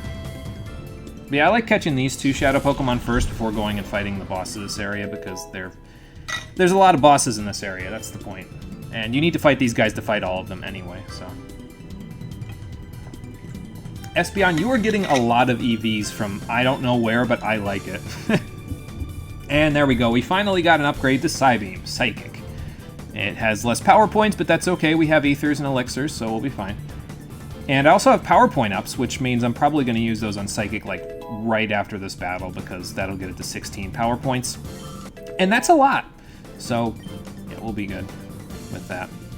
But yeah, Flygon's definitely got a plus special defense nature and like an almost perfect special defense IV, based on how much that did there for it. Alright, Glalie, that's fine. Glalie? Glacier? Probably is Glalie, all things considered. Alright, well, I'm attracted. Espeon's attracted to this Delibird, so I guess I'm going to have to switch both of my Pokemon out now, but that's okay. Let's see, for Glalie, how about Quillfish and Umbreon? That seems like a decent combo. Because Flygon got a level already. Espeon's already 47, so... Just as long as we don't get all of our guys to level 50 before the end of this fight, the other fight with the other Cypher Peon, and the 4 bosses of this area, and 1 other Cypher Peon that we'll be fighting in just a little bit. As long as we don't get to level 50, or rather above level 50, from that, we'll be in good shape, so... Okay, well, it's probably better that I switched Quillfish and Umbreon out so I didn't have to deal with the Attract, but also to avoid getting hit by Blizzard, and, you know, too badly anyway. So, I think Delibird will be slower than Quillfish because of the speed EVs I've given it. Yeah. So let's just Surf and Feint Attack and see if we can take out the Glalie. I think I used to call it Glalie, so... It's probably Glalie, though. Delibird, you suck! Oh good, you have Earthquake. That's great. I guess I'm gonna have to switch again. Yeah, who in their right mind has a Shadow Delibird? Behold, a Pale Rider, and his name is Death, aka Glalie. Definitely Death for Flygon, that's for sure. So Surf shouldn't do an excessive amount of damage to Delibird. It'll probably do about half. I'm going to send Plusle instead of Umbreon, because I should be able to KO Glalie with Surf. Then it can't Earthquake me. And then I can T-Wave the Delibird, and we can go from there, so... Alright, Quillfish, don't make a liar out of me. If you do, I guess it's not a big deal, because I'll catch the Delibird later, but... Not that I'm ever going to use Delibird in battle, but, you know, it's there. Okay, yeah, that's about right. Good. Plusle getting a little bit of chip experience right at the end there. Everybody got experience from that. Probably what's happening right now is Delibird probably has Hustle as its ability, so that's why it's missing its moves, unless it just missed Fly because it missed Fly. I mean, I guess that's a possibility too, but yeah, it's probably got Hustle as its ability, so it will be less accurate but more powerful than it would otherwise be. Let's see if we can get a T-Wave off on it, or I can catch it right now. We'll see if we get lucky. But I definitely don't want to attack it again because it's made of wet tissue paper, so I would not want to hit it again. And if Quillfish gets knocked out, I mean, it's fine. I'll just get him back. We'll go back to the little healing machine that's in that center console there. And then we'll go from there. Yeah, as you can see. So Shadow Rush doesn't have a... I don't think it checks for accuracy now that I think about it. I think it will... either has 100% accuracy or it'll always hit. So the fact that it didn't hit there means that it's probably got Hustle. I should probably heal Quillfish, since that way I don't use $1,500 on a revive. Let's just use a Lemonade, that's probably fine. Yeah, that'll get him a good chunk of HP. And then I can switch him out for Umbreon next turn, who can tank the hits much better.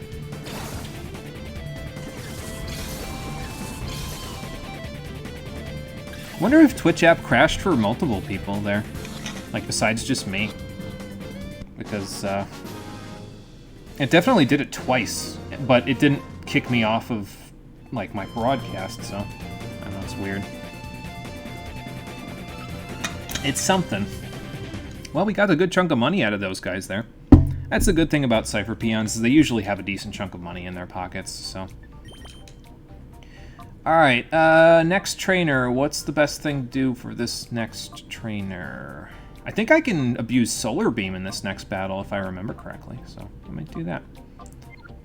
So I think we'll keep these two in the front. That's fine for now, because I can just liberally abuse Psychic for a little while. Oh, but before I do that, let's go use those PowerPoint ups that I have and use it on Psychic. And, I mean, the reason why I'm using them on Psychic is because that's Espeon's only attacking move, so that'll make it a lot easier for it to... Like, I won't have to keep running back and forth between the healing points, essentially, or use the Ethers and Elixirs that I have, because those are in limited quantity in the game, so... Alright, yeah, let's just fight. It's fine. Yes, I would love to get past this door, because there's a boss behind you, and I don't plan on losing to him. I'm saying that now, but when I get past this door, I'm going to regret wanting to get past the door, because the boss behind them is another person that likes to stall, so... And here's the reason why I might get to use Solar Beam in this battle, because this is a Sunny Day team, basically. I wonder if Piloswine was going to use Hail in that other battle. It's a possibility, with all the other Pokemon being Ice-type. And this lady has a Shadow Sunflora. I guess it's a little more useful than, what's it called? Shadow, Delibird. I don't know. Sunflora is just really slow, so I usually don't bother with it. Alright, well, same tactic as before. Let's get rid of the other Pokemon first before we start focusing on fighting the actual Shadow Pokemon. That almost one-hit KO'd a Jumpluff. Espeon, you are a fucking beast. Jumpluff has a lot of special defense. It's like one of its highest stats, so...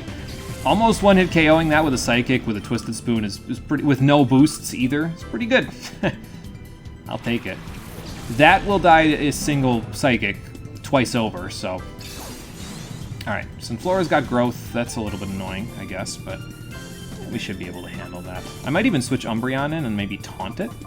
That might not be a bad idea. Because using Growth multiple times, not my forte. I'd rather you not do that. Because I don't feel like getting one-hit KO'd by every single one of your moves. So, you know, while I'm trying to catch you. And to be fair, I needed to bring in Umbreon anyway to use Secret Power to weaken it down a little bit. So. Oh, and Ingrain. That's just great. This thing is going to be annoying to catch, isn't it? I'm going to put up a Light Screen, and I'll just Secret Power it. I mean, it's got Ingrain up already. It's got a Growth. With a Light Screen up, I should be able to take the hits okay. Does it get Solar Beam yet? Like, what does it have right now? Let's see what the official Nintendo Power Guide says Sunflora has for right now. Yes, it has Growth, Ingrain, and Solar Beam right now, in addition to Shadow Rush, so... And, I mean, we'll make it work, it's fine. Let's bring Plusle in here now that we got the Light Screen up, and we will, just go from there. If I had Protect, it probably would work okay for this particular situation, because, well, I could just Protect on the turn. It's going to use Solar Beam, so I don't get blasted by a +2, same type attack bonus, 120 base power, Grass-type move. That was a mouthful. It's okay, though. Yeah, we'll probably have to weaken this thing every few turns, so... Alright, so somebody's taking a big hit, but that's okay. Let's get a T-Wave up, let's do another Feint Attack, and then we'll start tossing the ball at it. T-Wave is so nice in Gen 3. See, you start playing some of the later gens and it has 90% accuracy, and you really miss the days when it had 100% accuracy, like in Gen 3. Oh, well, that sucks. No Solar Beam for you, you've been paralyzed instead. Okay, so now let's throw a ball, and then I'll probably use Secret Power again, just to, you know, try to weaken it a little more. And then I'll probably stop attacking it and just toss balls after that. But after we catch this one, I'm going to go and heal. We'll use the save point, and... Well, actually, no, I can show you what's in the next room before I do that, because there's nothing in the next room in terms of trainers and stuff, so... So we'll go see what's in the next room before we go fight all the bosses. What do you mean? Why? Well, you didn't train hard enough, lady. Yeah, if only Sunflora had any good stats besides special attack, it would be pretty good. It's got such abysmal speed that it just never is all that useful for me specifically, so... I don't know, it's just not all that great. Alright, so the reason why we can't progress with the tower until we've defeated the bosses of the area is because if we go over here... Well, there are these 4 key slots here, and you need a specific key, color coordinated to what the slots are, so red, green, blue, and, well, yellow or gold, whatever it decides it wants to be today, in order to open this big 4-lock door. And that leads directly into Railgam Tower, the proper section of the tower, and so in order to get into those doors, we need to find the 4 keys. To get the 4 keys, we have to fight the 4 Cypher Administrators that we've defeated in the past, and their levels are a little higher now than they were before, unfortunately for us, but we should be able to handle it. So yeah, the plan is, we're going to fight them, and then there's one more Cypher Peon that I actually want to take on before we decide to start doing side quests, because the world's in imminent peril at the moment. So, we'll go take on the admins, and then we'll take on that Peon, and then maybe we'll explore the first floor of the tower, but we definitely don't want to go to the second floor until we're ready to, like, beat the game, basically. So, at least that's my plan, anyway. So, do I have any items that I can deposit? Not in there. No, I do not. Okay, that's fine. And let's check out our Pokemon storage. Maybe we'll see what the Pokemon here have. So you've got a Nevermelt Ice. I could take that from you, I guess. Unfortunately, the Miracle Seed is locked behind the Grass-type starter that we did not catch earlier, so we won't be getting that until post-game. It did have Hustle. Okay, yeah. So, here's Delibird's stats. If that doesn't tell you what you need to know about why you shouldn't use it, I don't know what will. It has really bad typing, too. But, whatever. It's fine, I guess. You can use it if you like throwing presents at people. I would never use it myself, but, you know. But yeah, there's Sunflora's stats. Like I said, it's got decent special attack. It has Chlorophyll, which raises its speed, and Sunshine, but its speed is so abysmal to begin with that it probably wouldn't get a whole lot of benefit out of it, so... it's not great, but it's there if you aren't a big fan of the other grass types in the game, so...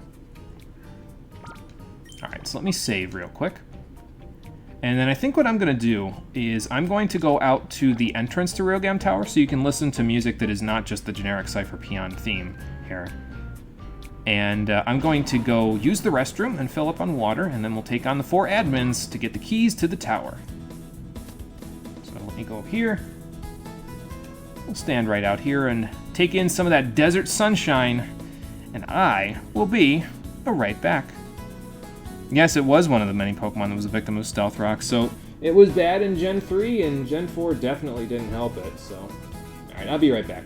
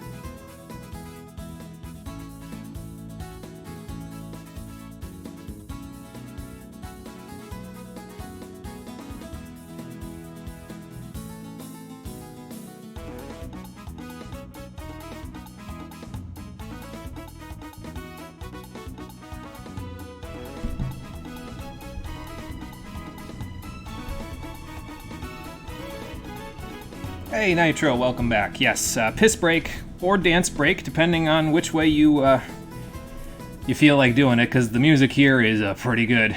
But yeah, I just took a quick break there just to get some water refilled and all that other stuff. So, and now we're going to continue on our journey. We've got 4 bosses to fight, 4 keys to get, and I don't know who I'm going to use here first. Let's see.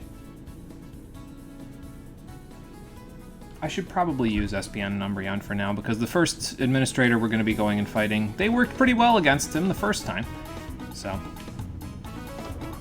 alright, but let's go see who it is before I get too far ahead of myself. So yeah, the first 2 are just in these left and right paths at the beginning, and the first one is Mirror B. So let's go fight him again, shall we? Well, I mean, you didn't have to just hang around in this room until I got here. You could have gone on another dance break or gone and told Miracle B what a mistake he was making.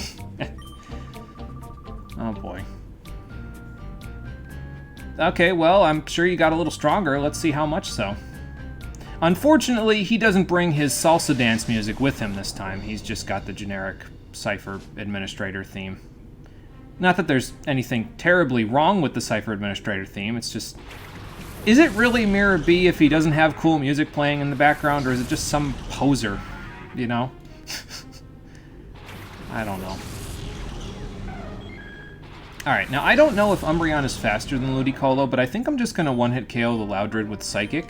I think I should be able to do that, and I'm going to try taunting Ludicolo so it can't get Rain Dance and all that stuff up. Loudred, I think, can use, like, Earthquake and stuff, so if I can get it off the field immediately, that'd be great. Yep, there we go. He's got 5 Pokemon, I think, and 2 of them are Ludicolo, so... We'll just use the same strategy as before. We'll just use Psychic and then follow it up, and we should be able to take the Ludicolos out without too much trouble. I am faster, perfect. Now you can't use Rain Dance, and you can't use Leech Seed, and I think, I mean, the main thing he's going to do now is maybe just, like, Dive or whatever the hell, but... Alright, but that thing is out of commission for a little bit. We'll just let it do whatever the hell it wants for now, and we'll just get rid of the rest of his Pokemon while we're at it. It's got a Golduck. It's got Ice Beam. I guess it's not bad. I'm not even going to bother putting up a Reflect and a Light Screen at this point, because I could, but yeah, we'll do it later. When there's more of an immediate threat that requires a Reflect or a Light Screen. For now, we don't really need to worry about that. And there's another Ludicolo. So, let's see, you've got Giga Drain, that's fine. I think this is the annoying Ludicolo, this male one that he's got out right now. Because it has like Giga Drain, Leech Seed, Dive, and Rain Dance or something ridiculous like that, and it's just really fucking annoying to deal with. Maybe now I'll put up a light screen just to have that happen. And then do I want to bring in Plusle so I can start using Thunder? Because they're probably going to get a Rain Dance up pretty soon, to be fair. Yeah, I'll bring in Plusle. Umbreon can do okay damage, but if we're going to be in the rain anyway, I might as well have Plusle take advantage of it. Especially with a light screen up, Plusle's special defense will be pretty good shape at that point. You only remember the XD animation for Psychic, you don't remember this version? Yeah, I like the XD animation a little bit better. This one, it just looks like you kind of just... You hit him with raw Psychic Energy in this one, but in XD, you hit him with stylish raw Psychic Energy. It's pretty good. Alright, so you've just sealed your own death warrant there, Mirror B, because I have a Psychic, I have a Thunder, and probably neither of the above will one-hit KO either of these Pokemon, so I guess I'll just double up for now. I won't even use Thunder just yet, I'll just use Spark, because that'll be enough. Oh, that, okay, well, that'll work. And that actually puts us in really good shape, because next turn I can use Thunder and Psychic, and probably take care of both of his Pokemon, because his final one, the replacement for his Sudowoodo, is Armaldo. And unfortunately, it is weak to the very same element that Mirror B just threw into the sky. It's weak to water, so if you've got a water type to take advantage of it, do that, but I don't really need it, so... Yeah, the crit actually did matter there. I would not have one-hit KO'd that Ludicolo if I didn't get a crit. But that's okay. Espeon, are you going to be okay this turn? I don't know, actually. I think that Waterfall still did like 40 last time. I'll heal. Because we're going to get rid of Armaldo right now with Thunder on Plusle, so... God, I don't miss Showdown. Yeah, me neither. Oh, it's one of those things, you know. Oh yeah, Swift Swim. I forgot about that. Well, at least he didn't hit Plusle and get a flinch, and then I get smacked in the face by whatever the hell Armaldo was going to do. So, I think what I'm going to do is I'm going to switch out Espeon, actually, and I'll switch in Quillfish, and then Plusle and Quillfish can, like, run a train over this Ludicolo for the rest of the battle. Yeah, I think I'll do that. Because Quillfish should be able to take Waterfalls okay. Not great, but okay. And then, well, Thunder bypasses Evasion, so... 2 of these and goodbye, Ludicolo. Wish Armaldo had a better moveset. It's a really cool Pokemon, and I do too. I wish it had a better moveset in this game. I love the design of it. It's probably one of my favorite fossils of all time. It's just, it doesn't really get that many great moves in Gen 3 specifically. I think it gets better in Gen 4, like most Pokemon, but yeah. Gen 3, not so much. Plusle, let's take us home. Or get flinched, and then Poison Sting, let's take us home. Ow! Okay, don't take us home. Mirror B got angry. He's like, you destroyed the crux of my whole strategy, fuck you! Okay, that's fine. Flygon? Flygon can come in. Crit mattered there, too. Really like Pokemon designs, but not the actual usage of a lot of them. Yeah, I get that. Like, usually they do a really good job of designing the Pokemon. It's just sometimes they just don't give them the moves that make them all that useful, you know? Well, there goes the rain, so that means you'll probably be more concerned with putting that up this turn than actually KOing me, so... let's use Dragon Breath. And probably that plus Poison Sting will be GG for Mirror B. Yeah, I had a feeling it was going to live that. Flygon's special attack is not so high. But this will KO it. Now, if you've done the Under Colosseum at this point, you'll probably already have the Sludge Bomb TM, and that would come in really, really handy here, but, well, I didn't want to overlevel because I would like to get Poke Coupons using the battle mode, so I figured it's probably better to come here so I can get all 6 of my Pokemon so I can actually do that. I mean, I would agree with that, Mirror B. You are an awesome dancer. It's just, I'm better than you when it comes to Pokemon battles. So. And for defeating Mirror B, we get the red ID badge. So that's 1 out of 4. And he's right. We won't get anywhere in the tower unless we have that, so. And off he goes with his Naruto run again. Nora is so perplexed by it, her head tracking stays stuck to him even though he's gone already. So. Alright, let's go heal, and then we'll take on the second admin in the right path here. And then the 2 peons that had the Shadow Pokemon before, Shadow Delibird and Shadow Sunflora, they were guarding the doors to the other, well, to the main door to the tower, but also to 2 other admins, so we'll go fight them as well. Now, who do I want for this next fight? Okay, so I actually want to have a bit of a special strategy for this one, and it involves me using that Protect TM that I've been holding on to. I'm going to give this to Quillfish instead of Pin Missile. I guess Pin Missile is okay, but I won't really need it until I get Sludge Bomb, and then by the time I get Sludge Bomb, I'll pretty much be using that where I would use Pin Missile anyway. So I'm going to get rid of Pin Missile. Or should I get rid of Poison Sting? I mean, Poison Sting has 100% accuracy, so I don't know. Let's see. Let me take a look at these. Well, it's only 14 base power. Yeah, I'll get rid of Pin Missile. And we'll put Protect on Quillfish. I'm eventually going to get a Protect TM for Plusle as well, but so far we've been in positions where Rain Dance is being used, and so it's good to take advantage of Thunder while I can. I'll be replacing Thunder eventually with Protect, and I'll be replacing Spark with probably Thunderbolt, but I need to get the Poke Coupons to get that first, so yeah, we won't be worrying about that just yet. Alright, so Quillfish and Flygon are going to be the Pokemon of choice to begin this battle, because the next guy that we're fighting uses a Sunny Day strategy, in addition to other strategies that he used normally, so we'll see what we can do with this. You're so glad you still have Trail Mix left. Trail Mix is good. It's always good to have that extra little snack. That's why I always buy, I have these little, not jars, but like these little containers of mixed nuts that I always get. They got like cashews and almonds and all that. So good to have around because it's pretty handy in case you need a little snack. Alright, well, let's go this way now. Now that we've saved, and we'll see if my strategy works okay, or if it does not work and I get bit in the ass by it. But it should be okay, because I have Protect Earthquake, I have Solar Beam, which I can spam during Sunny Day, and there are a couple Pokemon on his team where Solar Beam will come in pretty handy. It's Dakeem. So... Well, you thought that back on Mount Battle, and look how that turned out, so let's see if it turns out any different for you this time.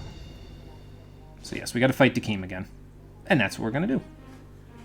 Unlike the other 3 Cypher admins, he usually just likes pounding you in the face repeatedly until you die. Now, Forretress is the reason why I have Quillfish out, because, well, I don't really have a lot of options against Forretress in terms of super effective, or regular effective hits for that matter. I have Spark, which I can use on Plusle, but, well, we're gonna have to worry about that later. For now, though, how do I want to do this first section? So we'll get good damage out of Surf to start with, because both of his Pokemon are slower than mine. And I think I'll use Crunch on Claydol this first turn, just to see if we can... Well, should I, though? Because I think he can use Earthquake on Forretress, which, to be fair, it probably won't KO Quillfish, but... Yeah, I'll use Crunch anyway. Let's just see what he does. Quillfish is mainly just here for Forretress, that's the point. So that I have something, but... That's a cool animation. I like how imposing the Crunch looks there, even though it just looks exactly like Bite did. But the gist of Dakeem's strategy, it has evolved since we fought him on Mount Battle, because now he has Pokemon that levitate over top of Earthquake, so they can do other things while he's also doing Earthquake, like, for example, using Psychic against me, which, to be fair, is a fair point, you know. That'll happen. This is only going to hit Quillfish, and I did decent damage to Forretress, so I guess I'm not too pissed off about it. And I should probably also go get Espeon so I can get up a Reflect, but that's okay. We'll be fine. And actually, Quillfish served its purpose there, because normally Claydol can get Sunny Day up if I didn't allow it to use Psychic on Quillfish there. So because of the fact that I had Quillfish in, it used a super effective move instead of Sunny Day. I would like to see Sunny Day, though, so I'm probably just going to concentrate on Forretress this next turn, so I don't have to worry about that. Let's see, so let's do a Psychic. Let's do a Dragon Breath. Won't do too much to it. The combination might KO it, though. It doesn't have the best special defense. It's got decent, but... Yeah, just a little glint on one of the teeth, more is less sometimes, yeah. It's nice. It's a nice little, you know, trick of the animations they use there. Might just ditch Trail Mix for nothing but raisins. I crave natural sugars! Yeah, they're pretty good. It's pretty good to have, all things considered. I think he has multiple Pokemon that can use Sunny Day, though, now that I think about it, so... Okay, so you're going to put a Protect. That probably means Claydol's using Earthquake, so I probably should have just Reflected. That would have been smarter, but that's okay. Yeah, okay. So next turn, probably Forretress will put up Earthquake, and then Claydol will put up Sunny Day. And this will do a little, but that's okay. I'm not too worried about it. So yeah, let's put up a Reflect. And then... So you're going to be faster than Claydol. Do I want to just KO it? I might just want to KO. I would like to use Solar Beam because he has 2 other Pokemon where having Solar Beam would be pretty advantageous for us, although Dragon Breath will be advantageous for us against a couple others as well, but yeah, I'll just KO it. That's fine. Or that can happen. That works too. Whatever. It is sort of bulky, yeah. It's got like base 120 defense and special defense, so it's a pretty big tank. So yeah, this battle might take a while just by virtue of the fact that I don't really have a whole lot of options against a lot of his Pokemon. Again, if I had bothered to go and like train and stuff to get the Poke Coupons I need, I'd probably be okay, but... Thanks, game. But, yeah, I want to make sure my Pokemon are able to train properly by going through the battle mode, so I don't quite have that option. Plusle could do good damage to the Forretress, but it's probably going to Protect next turn, so I don't think I'm going to do that. I think I'm just going to use Umbreon. And the combination of Umbreon and Flygon should be able to do good damage. Once we get Forretress out of here, it'll be a lot easier to take it on, basically. To take Dakeem on, because be it'll be one less thing that's using Earthquake on me, you know. So. Oh, I've read your game this time, Nakeem. I know what you're up to. I still might not even KO Claydol, but no, I will. Feint Attack will do enough. Grinding for resources so you can get TMs is an age-old tradition that needs to die. Yeah. Unfortunately, in Colosseum, getting Poke Coupons for TMs, usually you have to do it the hard way, and by or using Battle Mode. This is the Pokemon that I wanted to use Solar Beam on, Whiscash here. So I might still, honestly, in just a minute, if one of them decides to actually put it up. So now this turn, Forretress will be using Earthquake, and Whiscash will be using Protect, probably. So let's get Secret Power going. And let's get Dragon Breath going on Forretress as well, just to see if I can paralyze it or something to make it so that it does less things to me. So we'll just kill it with Bug Bites, basically. That'll be the idea here, and Paralysis. I could have used Feint Attack, but it would have also been not very effective, so yeah, I wasn't planning on it doing much of anything there. Okay, you've got Ice Beam, that's bad. He's supposed to use Sunny Day. Apparently, he's really anal retentive about Sunny Day today because he knows I have Solar Beam on Flygon, so he's like, no, I'm not going to use it. I'm just going to kill you instead. How about that? Fuck you. I'm going to have to start reviving people now because Plusle is not gonna work against Whiscash. So. Ow! Jesus, nothing like double teaming me. Holy shit. Well, at least Plusle can take out Forretress, so. Alright, with Spark, it should be able to take it out. And then from there, what do I want to use? He'll have Whiscash and 2 others left. I kind of want Espeon, to be honest, because just having Psychic to blast the field when Forretress is gone is going to be better than doing it otherwise. So, yeah, about that, Whiscash. A2, Brute! Blech. Goodbye. Yeah, he's pretty difficult. Even when you're about the same level as him, he's pretty difficult in this game, so don't take him lightly. Don't underestimate him. He'll mess you up. So. And then he's got his own Flygon, so now it also levitates over top of Earthquakes, which is exactly what he's going to do this turn, and Plusle has no options this turn at all. Absolutely none, except maybe using Helping Hand to help out Umbreon, which I might go do. So, let's see here. Probably, so let's see. Whiscash is going to use... It used Protect last turn. So that means it's going to attack this turn, so I should... Because Flygon's going to put up Sunny Day, probably. And Whiscash is going to use Earthquake. So if I hit Whiscash this turn, it'll be protected next turn, but I can probably take out Flygon next turn. Because it's not going to use Protect. If he has Levitate, they won't use Protect. They'll just, you know, get hit and do that sort of stuff. So let's do some damage. Let's give it a helping hand, Plusle. Have you used a Whiscash? You're thinking up a thematic team again? Well, that's a good idea. Give yourself something interesting to think about. Yeah, that's not too bad. Umbreon can take that. Has an adult Antlion too, yeah. Seriously, you're an Antlion fangirl. What is Whiscash doing that it's not attacking, or not protecting this turn? I'm afraid to send out Espeon at this point, because I don't know. Raikou? Can you see what the hell he's doing? Because he's not doing what he's supposed to be doing. Alright, let's get a good Feint Attack off. Nice. That's not bad damage. I'll work with that. It's also Earthquaking. Okay, then. That confuses me to no end, but alright. He said fuck Sunny Day strats today, yeah, for sure. Oh, I still had to Reflect up. That's why that was doing so little damage. Okay, well now I actually have to play a little more carefully, don't I? Okay, so... Let's Secret Power the Flygon. I'm going to heal Espeon. Does this get you to full? Yeah, it will. Okay. Yeah, I'm going to heal Espeon, and we're going to just... Something is going to get blasted next turn. That's all I know. With Psychic. Probably going to be Flygon, because, well, I don't want it Solar Beaming me. But then again, Whiscash is just using Earthquake again, so... Yeah, this is getting a little dicey. It's gonna be down to the wire here, folks, but that's okay. We'll figure it out. Sorry, Raikou.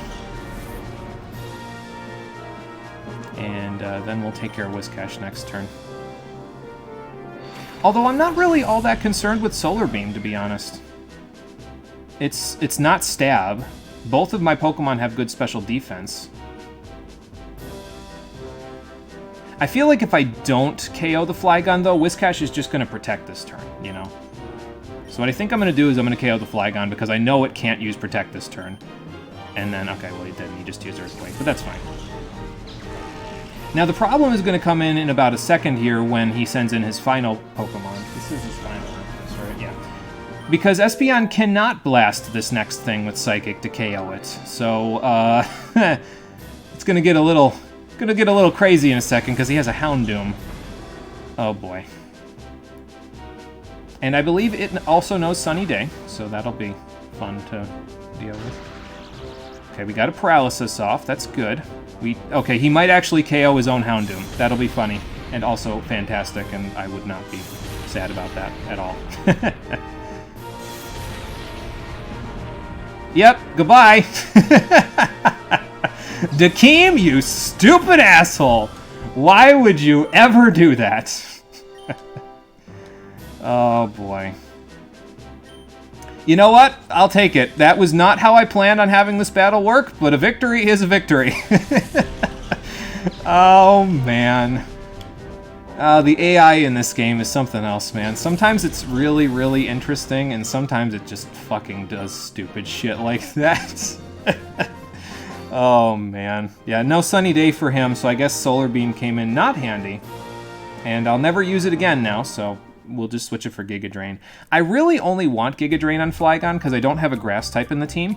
So I just want to have it in case we can run into something like Quagsire or Whiscash where I can use a Grass type move to just knock it out. But I was thinking, oh, I'll be clever because he's going to use Sunny Day anyway, so I'll just use Solar Beam on him. And then he didn't use Sunny Day. Oh, wow. Well, to be fair, Dakeem, you've probably been the toughest out of all the four in both of our encounters, so... I played you like a fiddle last time, but you got your revenge this time, so... And you get the green ID badge for defeating him. How is he even gonna fit in that elevator? The man's like 10 feet tall. What the hell? Okay, yeah, we need to... we need to fix this. Let's go heal. Oh, boy. Alright, well, anyway.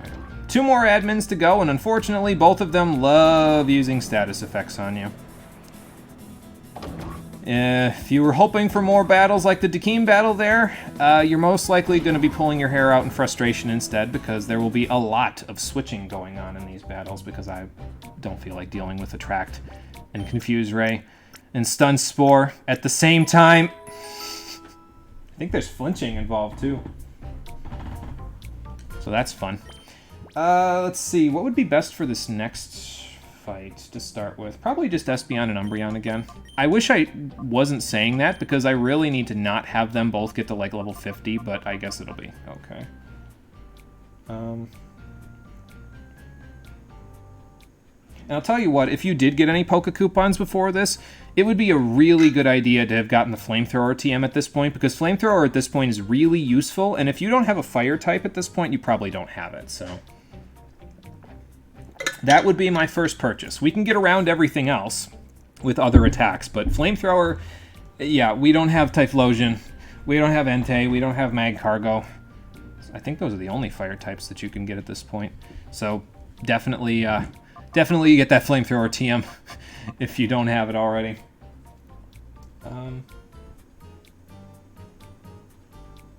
Well, there's a couple of things that Qwilfish doesn't really do too well against in this next fight. So I think, yeah, we'll start with Espeon and Umbreon, and then we'll switch Qwilfish in as we go. Mirror B was the hardest one for you as a kid. Dakeem was somehow the easiest. I'm trying to think as a kid. Like I said, when I was a kid, I pretty much only ever used Espeon and Umbreon until I beat Mirror B, so they were always like level 36 or 37 when I fought him. So they just demolished his entire team. You have Psybeam and Feint Attack at that point, it just makes a mockery of him. Dakeem, Yeah, I think as long as you have something good for his Matang, which we didn't have in this particular playthrough, you should be in decent shape. It's just a matter of getting that, you know. So, excuse me. You just used high damage moves. You used Entei, Umbreon, and Espeon, and they were in the 60s. That'll do. Yeah, that'll do. Okay. Hell, if I had the experience share, I'd probably give it to Quillfish at this point, but it's okay. We don't need it that badly. Venus, hello again. Seems like we just recently fought, and now we gotta fight again. And when she says she's gonna be as serious can be, I mean, well, the last time I made the metaphor that her battle is more like her strapping a leather belt to your neck and just tugging on it repeatedly until you died. Now she's doing that while also stepping on your neck with high heels. So, have fun with that. But yeah, she has a lot of Pokemon that can abuse Attract. I think she sent out both of her female Pokemon to start with. Yeah, she did. Okay. Actually, I think she might have a third one, though, because we caught Suicune, so her third might be female as well. I don't know. Bellossom is really tanky, so I'm not going to aim for it to start with. I'm just going to KO Wigglytuff and hope for the best. That probably is someone's fetish, yeah, Venus tying a leather belt around their neck and stepping on them. But whatever. People can have their fetishism. I'm only going to dry heave a little and then I'll stop judging. That's just a reaction. There's nothing I can do about it. Okay, so Raichu and Bellossom are the ones that have a big advantage against Quillfish, so that's why I didn't send it out to start with. And now from here, we start switching. So, to be fair, Venus is kind of cute, just not going there. Yeah, I get that. I don't know, I've said it before and I'll say it again, models don't really do it for me. Like, the in-game polygon models don't really do it for me when it comes to, like, is this cute, is this not cute, that sort of thing. I don't know. I don't really look at them that way, I guess. Well, I guess maybe I do in a way, but not like in an am I sexually attracted to this collection of polygons model, you know? I mean, I could say, oh yeah, that's pretty cute when a Pokemon does a cute thing, you know, but not like a, is she cute in a I would date her kind of way. Like, that usually doesn't cross my mind. So, let me see if I can get a paralysis on Bellossom. That would probably help with preventing Attract and Stun Spore and Confuse Ray, which it probably knows illegally. So, a Thunder Wave. Good. Fantastic.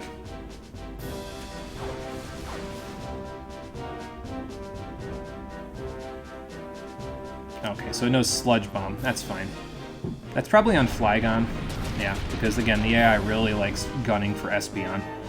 But yeah, it's fine. We got Flygon here. We got an Electric type on the field. Umbreon, I'm sorry, this might hurt a little bit, but let's go for the Earthquake. I don't even have a Reflect up. That actually did pretty good for a Bellossom. It's not bad. And that actually did pretty good for an Umbreon, too, which means Raichu, you're dead. Yeah. No freaking question there. Although I probably should have targeted Raichu, because I think the next one she's going to send out is going to be her Ghost type. Yeah. She replaced her... What did she have before the Ghost type? Bayonet. She replaced it with a Misdreavus, which is significantly more annoying. But, whatever. It's fine. Kind of two peas in a pod in that regard, holding out for that special someone. Yeah, I get that. Incidentally, speaking of special someone, I read your little DM thing that you were talking about. Hopefully that's not too much of a spoiler for anybody, but I read your little DM thing that we did over the weekend. I need to think really about the advice that I give you with that one. I don't want to give you bad advice for that, because that's a difficult situation, so I don't want to give you bad advice in that regard. I should be able to actually sit at my desk and think about it a little bit more tonight and tomorrow, because this weekend's been hectic. Cole's getting ready to move into an apartment, so we've been trying to help him get it ready and everything. It's going to be a few more weeks before he moves in, but yeah, I want to make sure that he's in good shape before we... But it's been difficult to just sit down and really take in that stuff, you know? So that's why I haven't really been looking at that all that much. Misdreavus. I don't really want to switch in and eat a Shadow Ball. So I might even keep Flygon in for this turn. It's probably okay. I could get rid of the Bellossom if I get over my... Well, I could use Crunch and maybe get rid of Misdreavus as well, so... Let's just try it.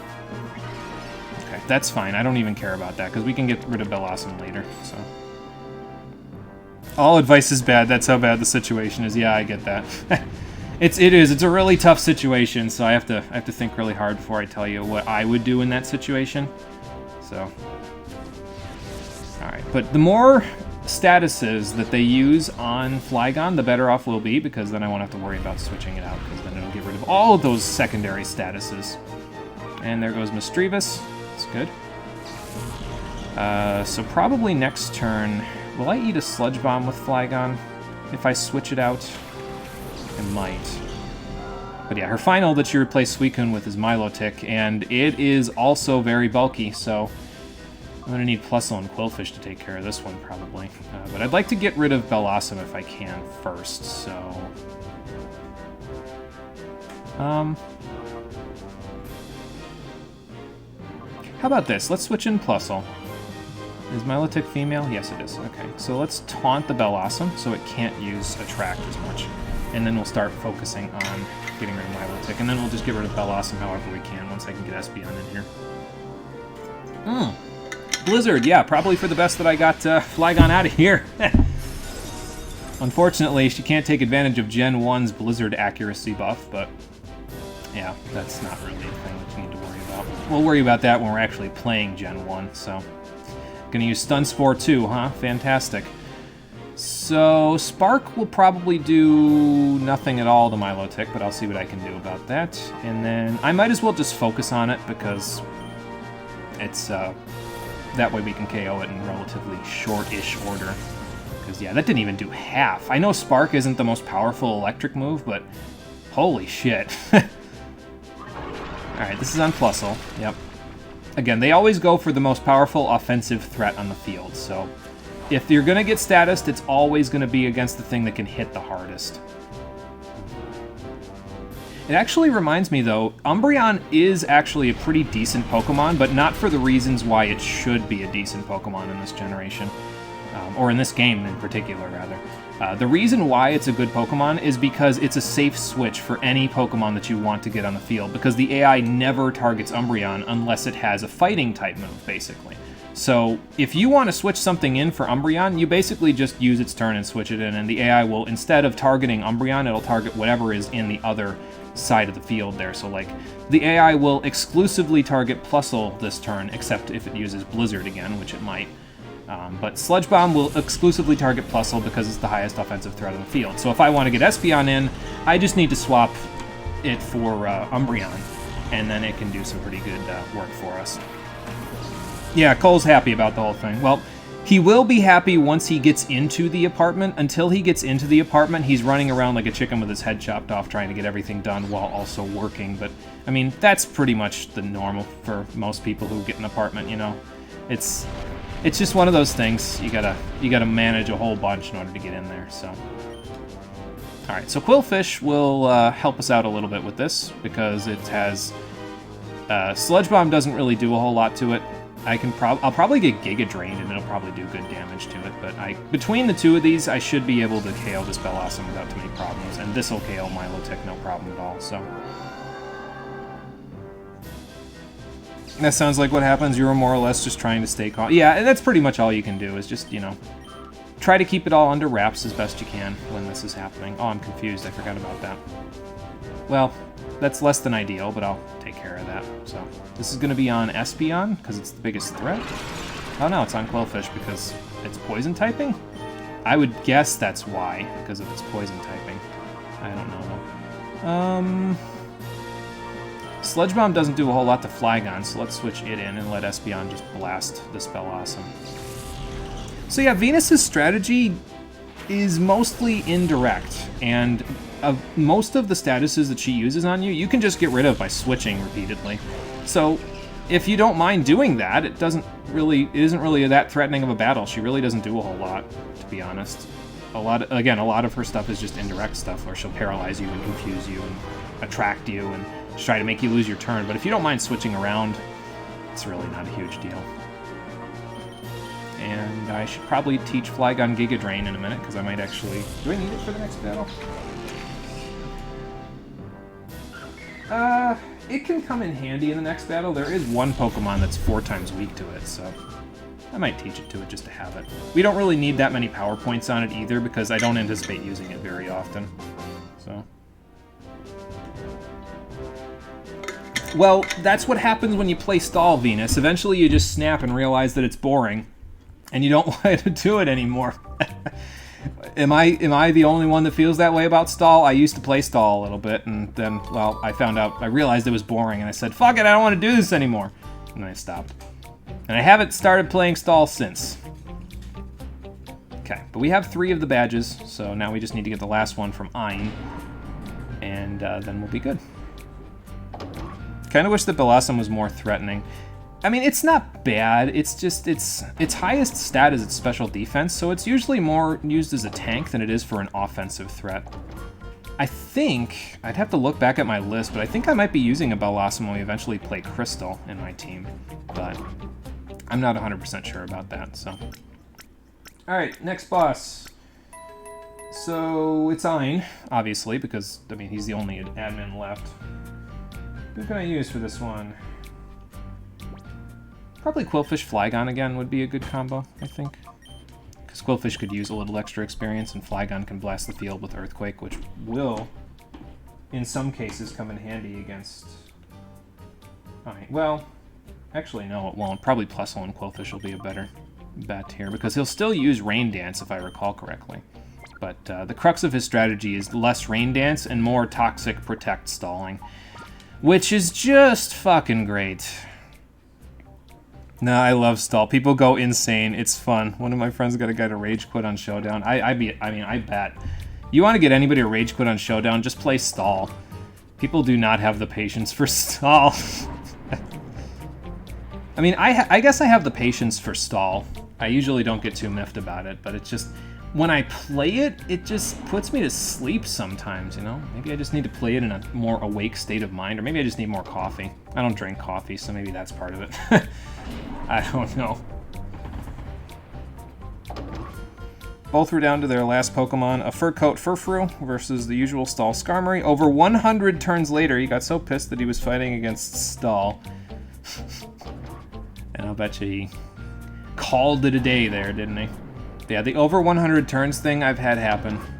I've fought against Stall, and thankfully, in most of the cases, and this is the only time my luck has ever held in Showdown, in most of the cases where I've fought Stall, I luck out when I have to go multiple turns, and I get a crit, and it just knocks out their Pokemon. And it's like, okay, well, that's it, rage quit. So.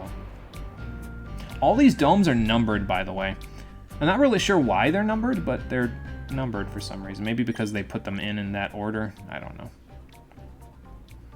Using a Smogon Skarmory with Toxic Whirlwind, Stealth Rocks, and Spikes, you think? Bro, you have a Stall Skarmory. How are you upset that your opponent is using your strat? Yeah, seriously. Like, come on now. That's just about what it is.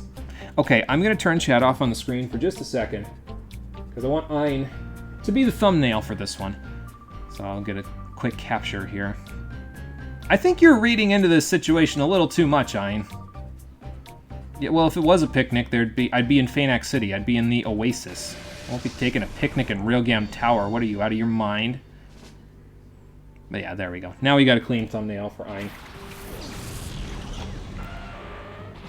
And he has a Rhydon and a Starmie. Now, if you want to use Electric-type moves on the Starmie, don't. Because Rhydon has Lightning Rod, yes. So one of his strategies, he incorporates several. He uses Rain Dance and Thunder still. But one of his strategies is that he has Pokemon that are weak to electricity, but also Pokemon with Lightning Rods. So they will take all of the Electric-type attacks in the field, and in Rhydon's case, it will draw it to itself, and it takes no damage from it because it's a ground type. So instead of that, I'm going to Helping Hand a Surf and knock it out immediately before Starmie Psychics the shit out of me, which it might still happen, to be honest. It's pretty... Yeah, it's pretty fast.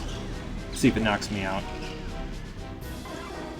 Well, shit. There goes my strategy. Okay, well, then I guess Espeon's going to have to do it, because Plusle's not really going to cut it for this one, unfortunately. Until I get rid of all of the Lightning Rod Pokemon that he has, that is. Then Plusle will cut it. So that's on Plusle. unless it's on Espeon, which is a possibility. I'm going to anticipate that it's on Plusle and switch into Flygon, and I'm also going to put up a Reflect, and then I'll put up a Light Screen next turn, and we'll be okay. It is a pretty good opener, yeah. Like I said, they've got some pretty decent strategies in this game. So it's just a matter of playing around them. And if you're around the same level as them, which I am for this particular fight, yeah, it can get a little hectic.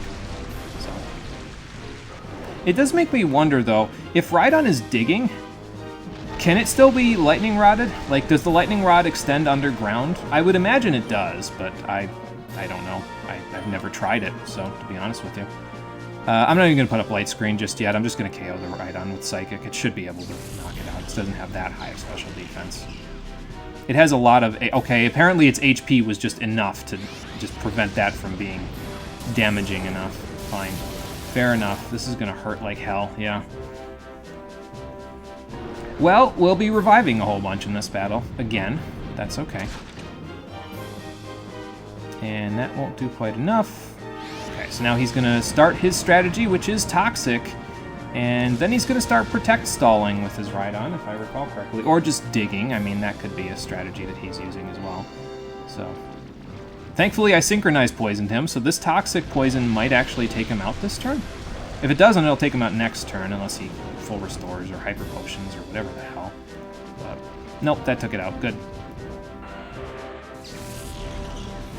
As usual, are pretty good for these fights because they get their Synchronize really helps out with preventing all the statuses that you'll be wanting to deal with. Here's Manectric, and I am going to Earthquake the shit out of it right now because I don't feel like dealing with it. And let's switch into Umbreon so I take a little less damage, especially with a Reflect up. That'll help quite a bit.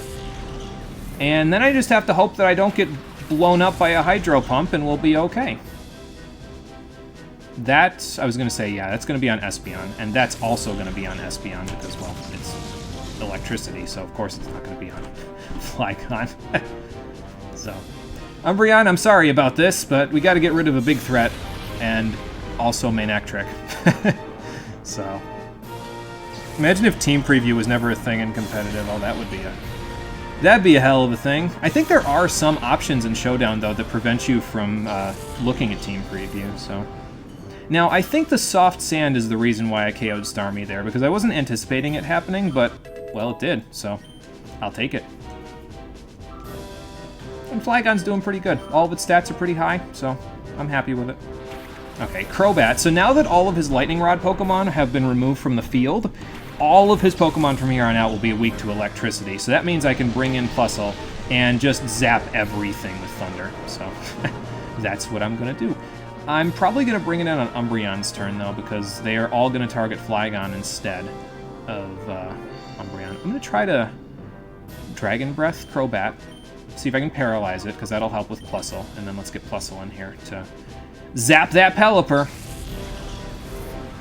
Yeah, but official, not just showed. Oh, yeah, that's true, too. Yeah. If you couldn't see it in official things, that would be something else, too. It would make things a little harder, that's for sure. Yeah, I guess this one isn't going to be as dicey as Dakeem, but that's because I had Earthquake to blast the field with, so... And maybe this will paralyze the Crobat. That would be fantastic. Nope. Okay. This is actually going to hurt a little bit because I don't have a light screen up. And it's in the rain, so... Ow. Okay, that's fine. That's fine. So now I'll just Thunder the Pelipper. And, I'm going to switch Flygon out, actually. Because I can take out Crobat with Espeon, but, well, I don't have a safe switch for Espeon just yet. Let's switch in Umbreon first, and then we'll heal Espeon. As I blast this Pelipper into the next dimension. The element of surprise would... Yeah, without Team Preview, yeah, it would be easier to utilize the element of surprise, so... No one respects off-meta choices or off-meta strats. Oh, I know. I can't tell you how many times I've gotten away with using a Choice Scarf on something that no one ever expects to have a Choice Scarf on it. So... Alright, so that's going to be on Umbreon. Yep. That's fine. And this battle should be over in about 2 seconds, because I think Crobat might be able to use Fly, but... Oh, the rain stopped. Okay, well that might make this a little bit less obtuse, or more obtuse, because, well, I'm going to have to deal with the fact that the rain is gone, so I can't thunder as accurately.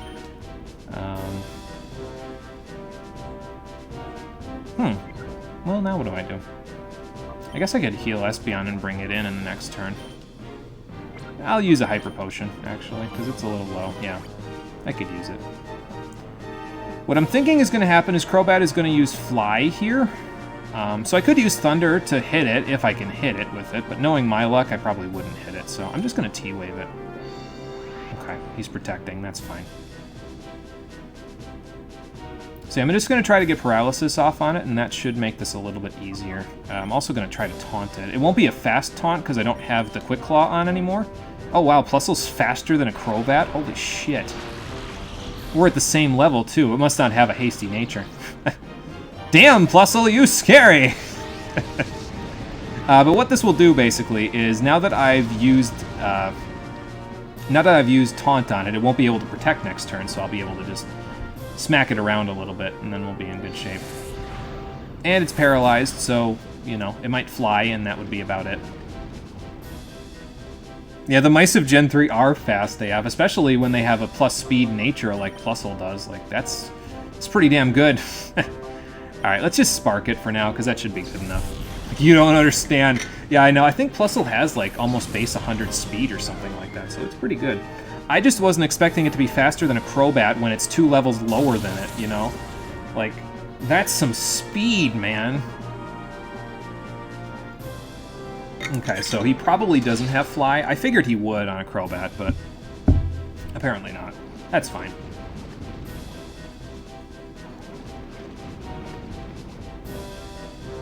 Alright, so now I'm not even going to bother with Helping Hand. I could descend this thing into the next dimension, but the taunt might have worn off, so I didn't want it to protect, and then me just be like, well, I guess I'm just taking toxic damage this turn. Let's just get rid of it. And unfortunately, Quillfish is a little behind because it hasn't gotten to do basically anything in any of these battles, but it's okay. We will have an opportunity to train it a little bit pretty soon. But before we do that, I'm going to go back to the Pokemon Center thing in that one console area because I need a heal. I need healing! Excuse me. And we've gotten the green ID badge, or not the green ID badge, the blue ID badge from Venus, and the yellow ID badge from Ein. So now we can open that 4-lock door. But before we do that, I'm actually going to go back and heal, because, again, we could use it, so... Ooh, I got an email. What do we got here? Maybe it's Net telling me more about the Shadow Pokemon. Oh, it's from Egan. Okay, greetings. Let's see.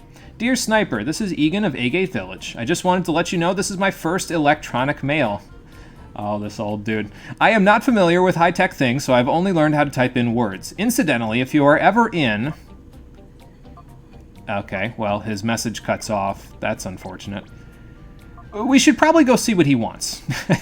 That seems like a good idea. And yeah, even Nora will tell us, yeah, we should probably go see what he wants.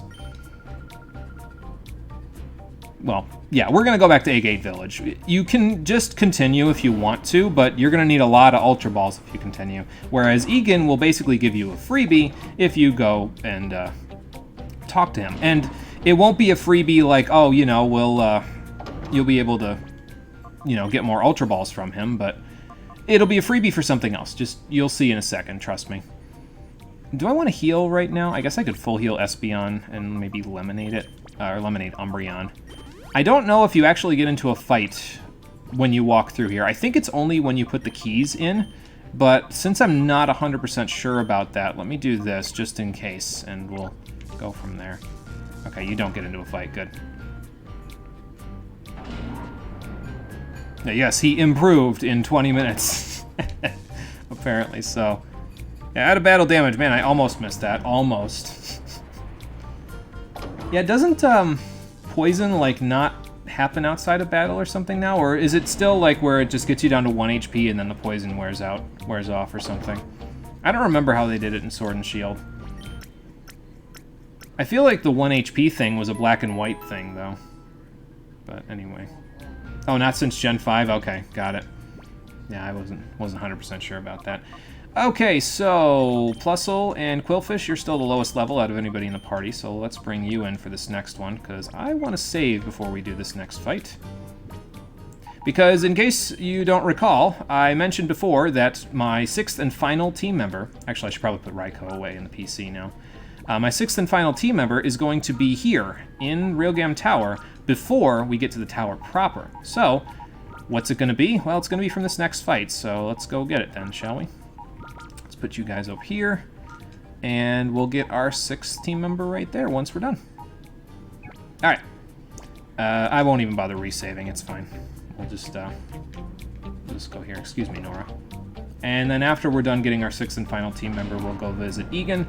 And it looks like that's going to be it for today's stream after I get this next Pokemon. It took a little longer than I thought it would. I figured we'd be starting up on the side quest today, but we'll do it next time. It's no big deal. Not like I'm in a rush or anything, you know. So, there's this weird static line that keeps showing up when I'm outside, like here, on my television screen, but not on the actual recording. I hope that's not indicative of something bad. Oh boy. Well, we'll find out in a minute, I guess. Well, not a minute, but a while from now. Alright, so anyway. Plusle, Quillfish, you guys can hang out. Our team is doing good. Nobody's level 50 yet, and we're about to get our 6th team member, so let's put the keys in. See if we can get into Realgam Tower proper. If I can actually get to this slot. There we go. And down here, here's the red badge. Guess they thought Poison's out of battle damage was too old a tradition to keep, but we still had random battles, yeah. Oh boy. But yeah, they'll light up once you put in the correct key. I don't think you can put in the wrong key now that I think about it. Yeah, so. We'll just stick this in here. We'll stick the yellow key in next, so we're closer to the door. And we'll stick the blue key in. And then this door will open for us. There we go. And yeah, so there you go. We can see that the locks came off. But before we go in, there's one more Cypher Peon to fight. And he only shows up once you put in all 4 of the badges. So unfortunately, we had to beat all 4 of the admins without my 6th Pokemon. So that sucks a little bit, but hey, we're fixing that right now, aren't we? So it'll be fine. Alright, so Ariados... actually, I forgot I wasn't on Espeon and Umbreon, but that's okay. I was going to say Ariados will be dead this turn, but I probably should just set up a Rain Dance and work with it from there. It'll be fine. So, let's see. Maybe T-Wave the Masquerain? No, I'll just Spark it. It's fine. And then we'll set up a Rain Dance. This won't KO, I don't think, but it'll do good damage. Yeah, that's fine. I'm not really worried about KOing it at this point. I'd just like to get some prior damage off on it so it can get KO'd with the Surf after it being boosted here in a second. This might hurt a little if it's on Plusle. I mean, it's a Masquerain, so it's not going to hurt that much, but still, might hurt a little bit. Especially when that happens. So every time the game has used Silverwind so far, they've gotten a full stat boost. I don't know why, but I'm starting to get pissed off about it. Ow. It's okay, Plusle, you did your job. And to be fair, Quillfish needs a little experience to catch up to you anyway, so... I also don't think I can status my my 6th party member, because it has an ability that when it gets statused, it gets really pissed off, so... We'll see. So definitely not going to be using Solar Beam here. Let's try Dragon Breath just to soften up our Ariados, and then we'll KO both of them with Surf in like 2 seconds. Still wish I had Swift Swim on Quillfish, but hey, we can't win them all, can we? It makes it more interesting, I think, not having Swift Swim, because then I actually have to worry about its speed a little bit. So, it's okay, though. Alright, so there goes Masquerain. And there goes Ariados. It just doesn't have the special defense. I knew that it was going to get KO'd with this rain boosting me and the Mystic Water, so it wasn't even a question. Alright, there we go. Making good progress, and here's our 6th team member. We finally got some female energy in the room! It's a Heracross. I love Heracross, it's a great Pokemon. I never get to use it, though, which is why we're using it for this particular playthrough. So, alright, how about we Crunch, because that's not very effective. And then... oh, good lord, what's it going to use here? What am I going to use? I guess I could use Poison Sting. Let me protect first and see how much Crunch does. It probably won't do much at all, but I don't want to accidentally poison this thing while I'm trying to catch it, because if it has Guts, which is a distinct possibility, that will not be good for us. Okay, that did nothing at all, so that's fine. Excuse me. Okay, Brick Break is fine. That's just going to be on Flygon, yeah. Actually, Dragon Breath wouldn't be too bad here. It probably won't KO. Probably. It's female, but it has the stag horns like a male. Transgender and assigned male at birth. Yes, we have a transgender Heracross. I'll take it. I will make that canon right now. We have a transgender Heracross. I will take that right at this point. Actually, no. Flygon, you stay in. I want you Dragon Breathing. But yeah, Heracross gets a female gender variation in, I think, starting in Gen 4, if I remember correctly. Or is it Gen 5? I think it's Gen 4. So, unfortunately, they don't have that in Gen 3. Like, it has different horns. They're, like, curved instead of the stag ones that it's got there. But, yeah, not in this gen, unfortunately. It's okay, though, because it makes things more interesting. Alright, so if this paralyzes, I'm definitely going to want... Yeah, I'm definitely going to want to Reflect next turn, because... Actually, no, it's got Brick Break, so I'm just screwed. Okay. I'm just screwed! I just realized it has Brick Break. Reflect does nothing. The goggles, they do nothing! Okay, that's fine. And probably, though, I can probably just catch it at this point, though, because, like, I've got Net Balls. It's not weakened that much, but I can probably weaken it a little more. So, yeah. Congratulations, you played yourself. Apparently so. That's okay, though. I got Net Balls. They should work okay. Alright, Heracross, I need you to be mine sometime in the next 3 or 4 balls before you KO the rest of my whole team. Okay, it'll be fine. We got resistances. It doesn't have Mega Horn yet, so it'll be fine. And there we go, we got it. 6 team member get. Perfect. Well, maybe they should have, because I've only been kicking ass and taking names this whole time I've been here. So. But the main reason why I like Heracross over the other fighting types in this game is because of the fact that it actually gets Brick Break by being purified. Most of the other fighting Pokemon in the game have to make do with less optimal fighting type moves like Vital Throw, or High Jump Kick, or Triple Kick. And High Jump Kick is good, but again, that accuracy, not for me. Heracross gets Brick Break pretty much right away. I think it's the first attacking move that it gets, if I remember right. Let me look. Hang on. I can look at my official Nintendo Power Guide here. It's right in here. Okay, so it's not the... It is actually the first attacking move it gets, but it's, like, down at its second heart gauge being down, so it's the last move on its list here. But it's pretty good. It gets Brick Break, it gets Endure Reversal shenanigans, and it gets Mega Horn at 53, which is right about the level that we're going to be at when we beat the final boss of the story mode. So, and as you can see, it's got pretty decent stats. It's got good speed, high special defense, and pretty decent defense. Attack is good, HP is good, it's got Guts, so if we get status, that's a really good thing for us, although most of the status at this point is beyond us because we've beaten Venus and Ein already, so... And now we could go into Realgam Tower, but as we all know, when the world is in imminent peril, that makes this the best time to go do side quests. So, we're going to leave Realgam Tower, we're going to go see what Egan wanted, and after this, I think it's time to finally challenge Mount Battle. And we'll see if we can get our Pokemon up to around level 50 before getting too far in there. We're going to have to see about that, because I don't want to go above 50, and I definitely don't want to go above 50 if we're, like, in the middle of an area when we challenge it, so... But I'll figure out how I'm going to do that in a little while. I definitely am going to get Heracross purified by the next episode, so... But for now, we can keep what we've got.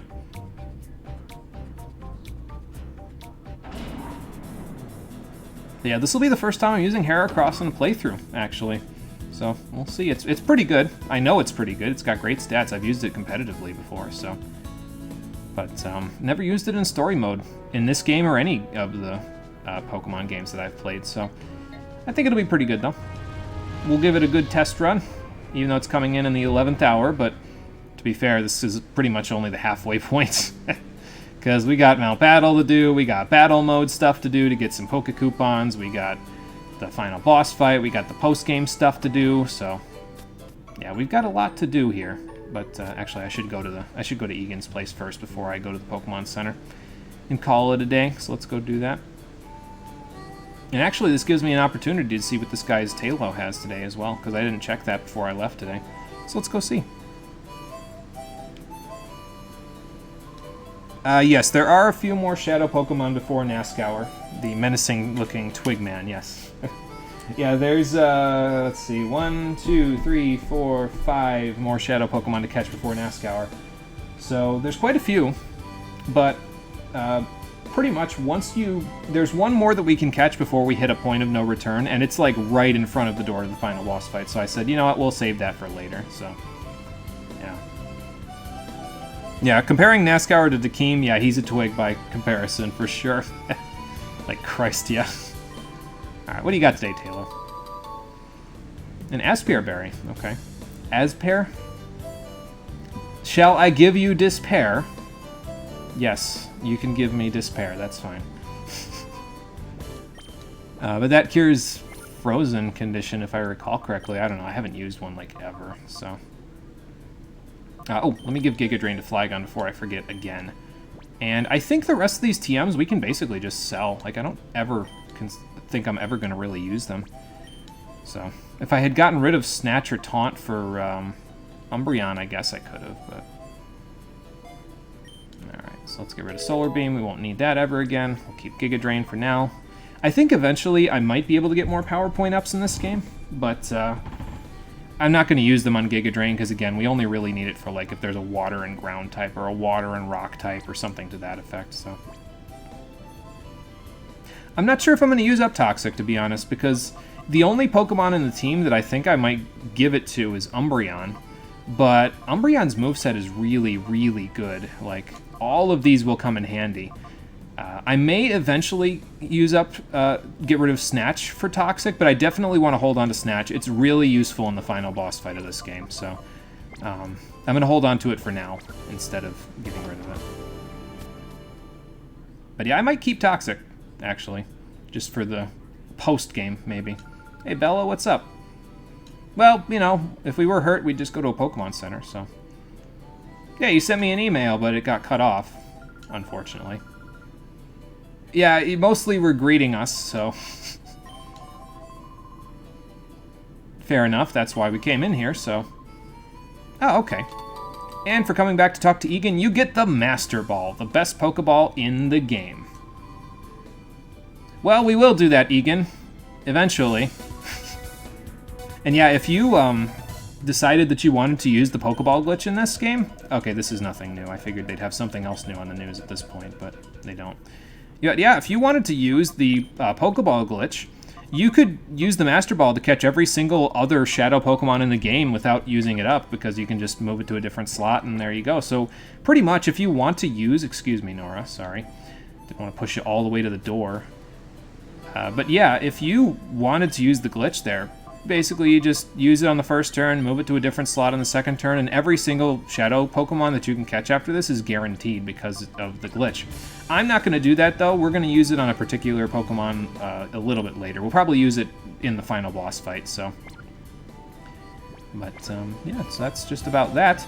I need to go get a few supplies, though, because our pocketbook is looking a little bit nicer than it did before. I'm probably going to go get another Protect TM from the Under. I'll go buy some more Lemonades and all that stuff, see if I can get a few more Revives. I think we're good on... Well, no, I should probably go get more Ultra Balls as well, because we're going to need, like... We're probably going to need, like, 25. Maybe even 30, to be honest, for the end game. Do I have enough money to even get to 30? Because I gotta buy a few other supplies while I'm at it. No, that's not gonna give me my money. That's gonna give me my money. Oh, I got 27,000. That's not too bad. Unfortunately, in Mount Battle, you won't be getting a whole lot of money because the trainers there don't give money. So, yeah, you can't anticipate that. They give you Poke Coupons instead of money. So most likely what I'm going to do is I'm going to go sell off the unneeded TMs that I have. I'll go purify the Shadow Pokemon we got in this episode. And then I will meet you in Mount Battle, where we will begin our challenge instead of fighting the final boss fight on the next episode of Pokémon Colosseum, the Stream Edition, which will be happening on Thursday at 4:30 p.m. Eastern Daylight Time. Because if I tried to take on the final boss at this point, I would die. So, we'll go get prepared instead, and then we'll come back and challenge them when we're more prepared. So thank you for watching, everybody. I appreciate you coming out to Twitch and YouTube to check out the stream. And I will see all of you on the next one, which will be, like I said, on Thursday at 4:30 p.m. Eastern Daylight Time. Until then, everybody, take care, and have a good one. Almost out of Shadow Pokemon to snag, though. Yeah, I know. I probably shouldn't buy too many more balls, because... well, really, the Pokeballs are there for one specific Pokemon later. The Great Balls are there for one specific Pokemon later. I don't think we use Net Balls again until, like... so I can probably sell most of those, all but one, probably. I probably won't need more than one. The Timer Balls will still be handy. Maybe I'll just get up to 25 Ultra Balls and then call it a day, and that'll be the amount of balls that I get for the rest of the game. I don't know. I'll figure it out by Thursday, though. Tell that to Kid You lost that gauntlet a lot. Oh, I believe it. It's a hell of a gauntlet. There's a hell of a level jump in that gauntlet, but we'll get to that in a couple of episodes once we've fought our way through Mount Battle a little bit. So, on Thursday we'll start that. Until then, see ya!